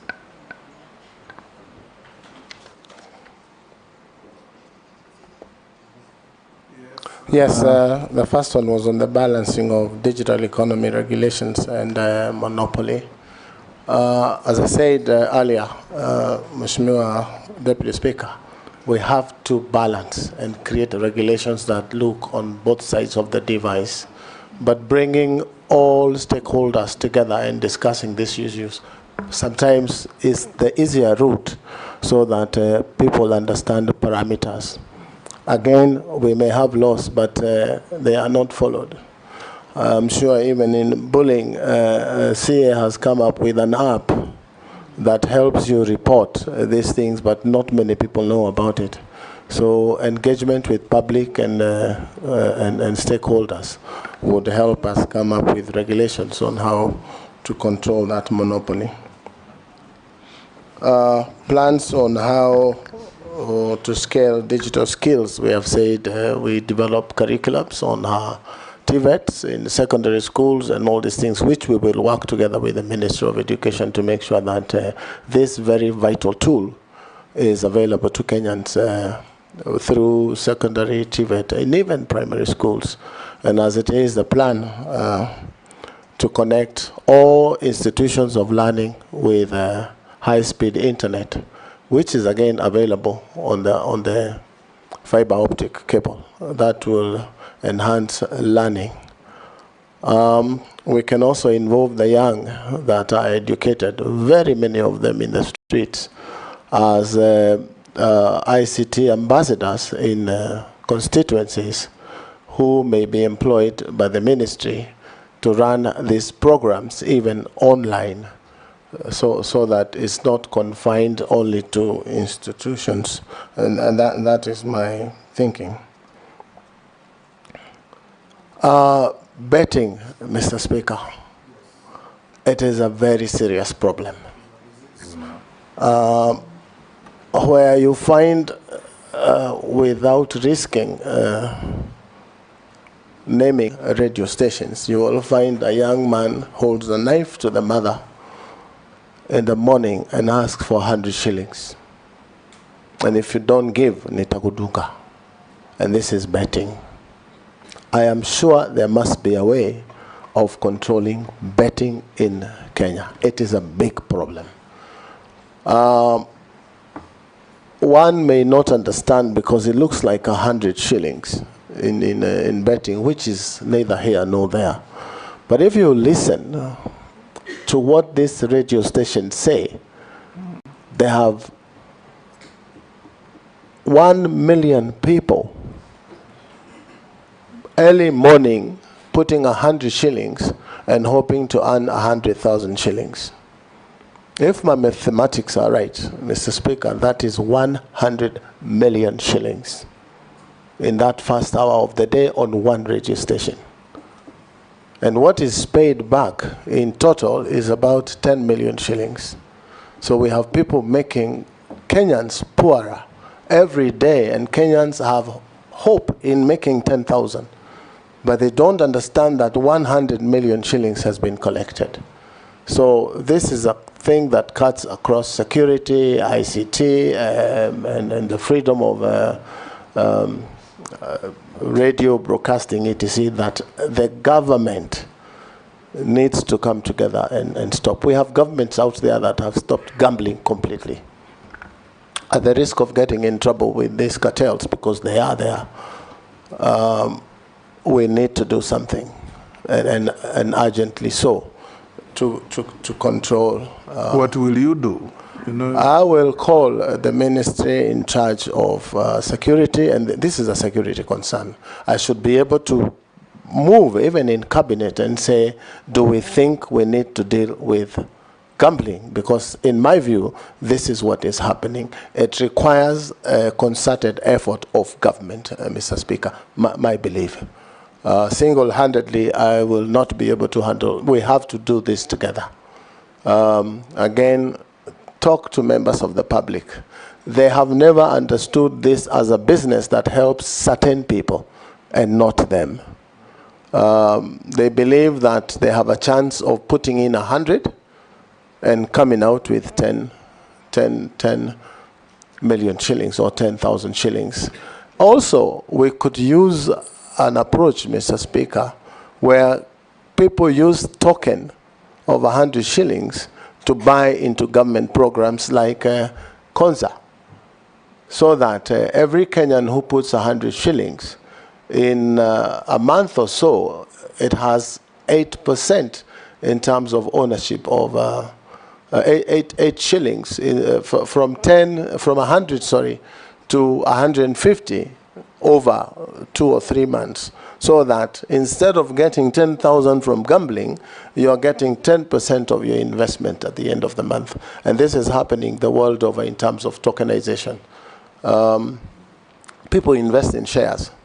So if we can encourage Kenyans to invest in shares of places like Konza City, you will find that they are putting the gambling money into useful savings in the future. But this is also a culture that, Mr. Speaker, has really grown in Kenya. The gambling culture is a menace, just to say the least. Honorable, I should ask for deliverables for the youth.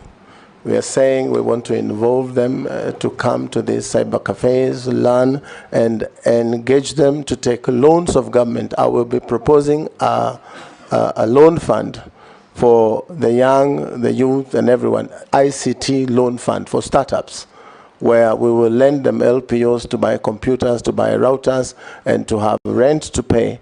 This will move the 1450 burden of building a class in a ward, as opposed to building. They will get the rentals, get skills from government, a planned curriculum skill for them, and then we will win them out to be on their own and make money on their own, because the digital platform right now, I'm told, is contributing about 10% of our GDP. It should be moving to 50%, because that's where the world is. Again, if we can deal with the exploitations that the Honorable Ichongwa talked about, where people find digital jobs can be done, HBOs in Kenya, very cheaply. If we regulate that and make them get a good share of their contents, you will see content creators right now are crying that music played on radios, etc., that money never gets to them. We should be able to quickly deal with that so that they get a good share of the YouTube runs that their content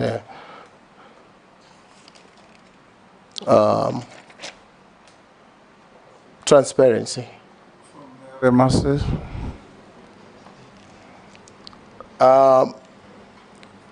Mr. Speaker, in my mind, where I sit, corruption is a problem again, a problem talked about all over.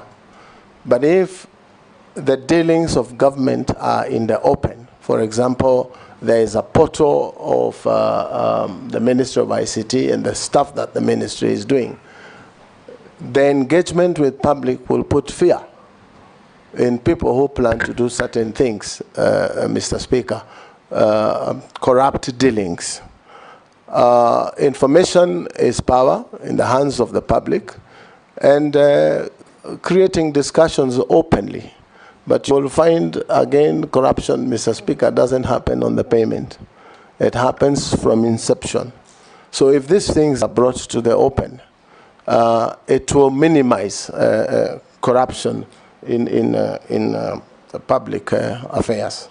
So as a ministry, if I'm confirmed, I should be able to say, I will make sure in the next 6 months, if I'm confirmed, Mr. Speaker, that the Ministry of ICT and Digital Economy is completely digital, and hoping that other ministries, because we now have officers, I'm told, Ministry of ICT directors in every ministry, we should be able to get Kenya government services digital completely.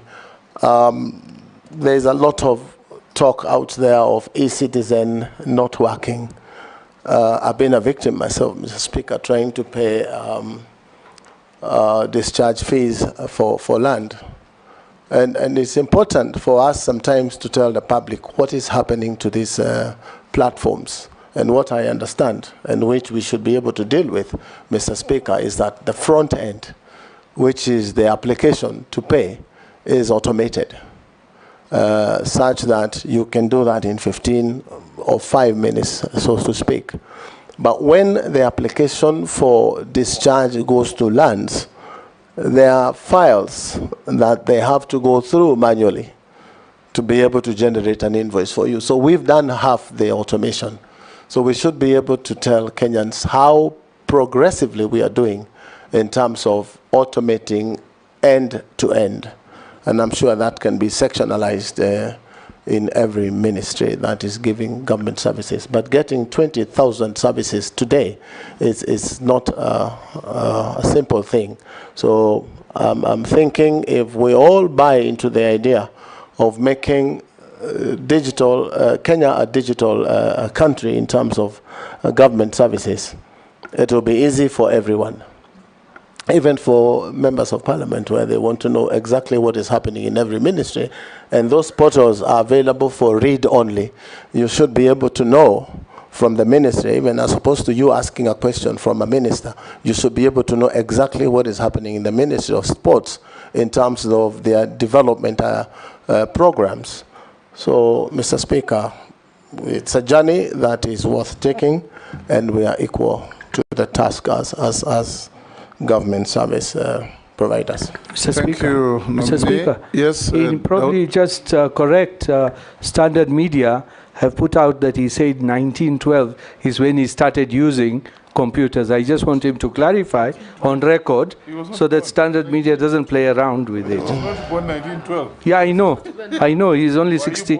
He was born in 1961, but Standard Media have said he started using computers in 1912. That's what they have reported. So he just needs to just say it.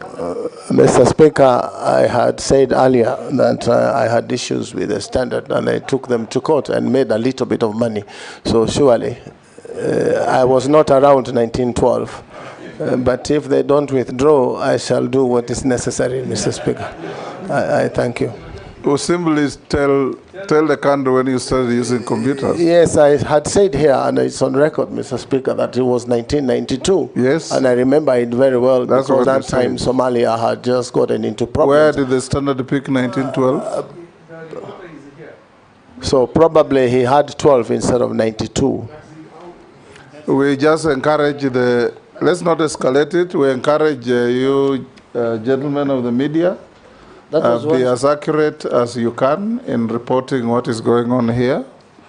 Because Honorable Kabogo didn't say 1912, and if he did, I would have stopped him. Because that would have been a crude misinformation. Honorable Kabogo, there's one more Kenyan called Muhuyo, who says, ask the nominee how he will ensure free, fair, and precise election by ensuring counting and release of result is fast and accurate, like in the US, where results for over 200 million voters is released in less than 48 hours, whereas here, we just have a less than 1/8 of the same. He's also, of course, not factually correct, because we know the case of Florida in the US. Yes. But you can answer. Mr. Speaker, thank you. That is a very genuine and good question. Yes. But the ministry that probably, if you confirm me, will have very little on the issue of elections, because there is a body. But as a Kenyan, Mr. Speaker, I would want a situation where I walk into a ballot room where elections are being held. I am identified digitally, I vote digitally, and my vote is counted that minute. That is a dream that every other politician who has suffered things like I have suffered on issues of elections. It will be a thing of the past, but it's a dream for many countries. Before I come to the final issues, Honorable Kabogo, as a Kenyan, and if you are confirmed, you've been repeatedly asked here about cyberbullying, pornography, and dirty material on the net that's accessed by our children. We were in Australia in October, and the Prime Minister of Australia was moving a bill, the Prime Minister himself, to curtail access to social media by under 16s because of these kind of reasons. I'm not saying you need that kind of drastic action, but from where you sit, what ideas do you have in protecting children under 16s from access to filth material that is all over? Mr. Speaker, I meet many parents who cry and say, look, I walked into my son's room and I didn't believe what I saw. How old was your son? 7. I walked into my daughter's room, I didn't believe what I saw. How old is your daughter? 10. Mr. Speaker. And remember, the state has a duty to protect and guarantee and guard the morals of our children. Mr. Speaker, as a parent, from where I sit, I don't think what you saw in Australia, if we did that here, would be a drastic move. It may be the first step towards curtailing such dirty players on the internet. The other thing is create very strict regulations for people like Facebook or TikTok, because they are on platforms, so that Kenya has a negotiation and an agreement with those platforms that they cannot do this, because even doing the law, as Australia is planning to do, enforcement, Mr. Speaker, is one challenge. But I would prefer to recommend to Cabinet that such a law be put in place ASAP, because what is out there is really shocking. And we cannot deal with the morals and teach children morals if this is what they see on internet. It gets to a point as a parent, you wish that there was no internet. You wish there was no social media, because of the exposure of these things in the minds of children. So it's a bad problem. It's worse than gambling. It is really bad. And as Minister, if I'm confirmed, Mr. Speaker, I know there's a lot of money that these companies spend to stay afloat. But as a country, if we take a stand that this cannot happen in Kenya, and a drastic move is taken to ban one of them, then the rest will toe the line.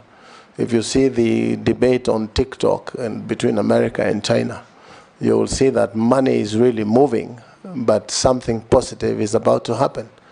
So as a Kenyan, a parent, and probably as a minister, is something that is really concerning about what is available there. You cannot even face your children in your own living room because of the material that has come to their heads. And you will see a family that has a boy and a girl of probably that age of 7 and 8. Your guess is as good as mine, Mr. Speaker, what you would see them do.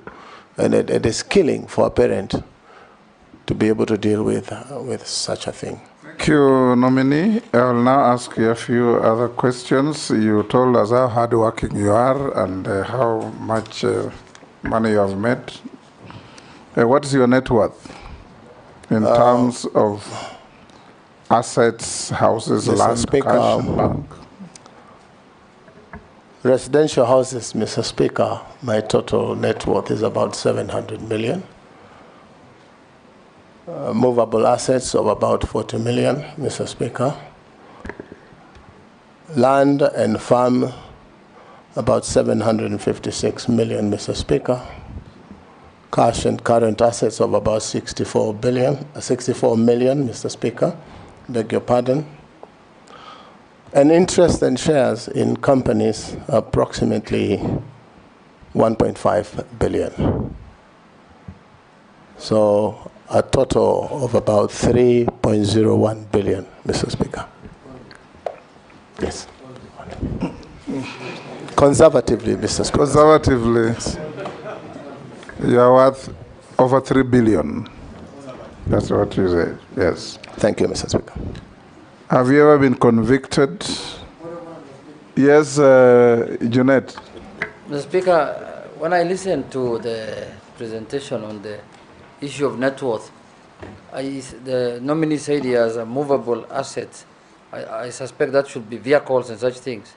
Yes, for Mr. 40 Speaker. million shillings. Yes, Mr. Speaker. Only? Conservatively, yes, sir. Yeah, I saw another vehicle that looks very ugly. I thought that alone is 40 million. The one that looks like something else on the road. You remember? Mr. Speaker, vehicles get devalued almost up to zero, accounting-wise. And you know the prudent rule in accounting, you anticipate both losses and profits. So, yes, it could be about 40 million. Yes, Murugara? It is said he also owns a chopper, and I don't see it anywhere here. A chopper. He actually owns, it's a movable. No. Mr. Speaker, Yes. it is true. I had one at some point when I was a young man. What happened to it? And I could fly it myself. I'm a pilot myself, Mr. Speaker. So when I couldn't fly as much, I decided to let it go. You sold it? Yes, I sold it. So it's part of the 3.06 billion. Yes, it's part. Have you ever been convicted of an offense in a court of law? No, sir, I have never been convicted. Have you ever been adversely mentioned in any parliamentary committee report, apart from the cited documents? No, I have never been mentioned, Mr. Speaker. Do you hold an office in a political party? No, I don't, Mr. Speaker. I resigned from Tujibebe when I was nominated by the president. You nominated a caretaker? Not as yet. The party is going through the process. Have you ever been dismissed or removed from an office? No, sir. On account of contravention of Article 75 of the Constitution? No, sir, I have never been. Okay. Have you ever been adversely associated with practices that depict bias, favoritism, tribalism, nepotism in the discharge of your duties? No, sir, but a couple of years ago, I was taken to court on hate speech, but I was acquitted of the charges. That's like nine years ago that I had said something in a Thika stadium that was not pleasant for political opponents, but I was taken to court and I was acquitted. Was it tribalistic or nepotistic? No, it was not tribalistic. It was just political statements. Right. Thank you. We now come to an end with you. Make sure you collect your documents that have been cross-checked with what we have and found to be in order. There was a bit of memoranda on you. We've seen your responses and they are reasonably satisfactory. So unless you are lawfully held, thank you so much. You are discharged to thank go you so back much, to your Mr. Speaker. businesses. And, members of the National Assembly, asanteni sana. Thank you, Honorable Kabogo. Members, we'll have a 10-minute break to allow the clerk and his team to prepare for the next nominee.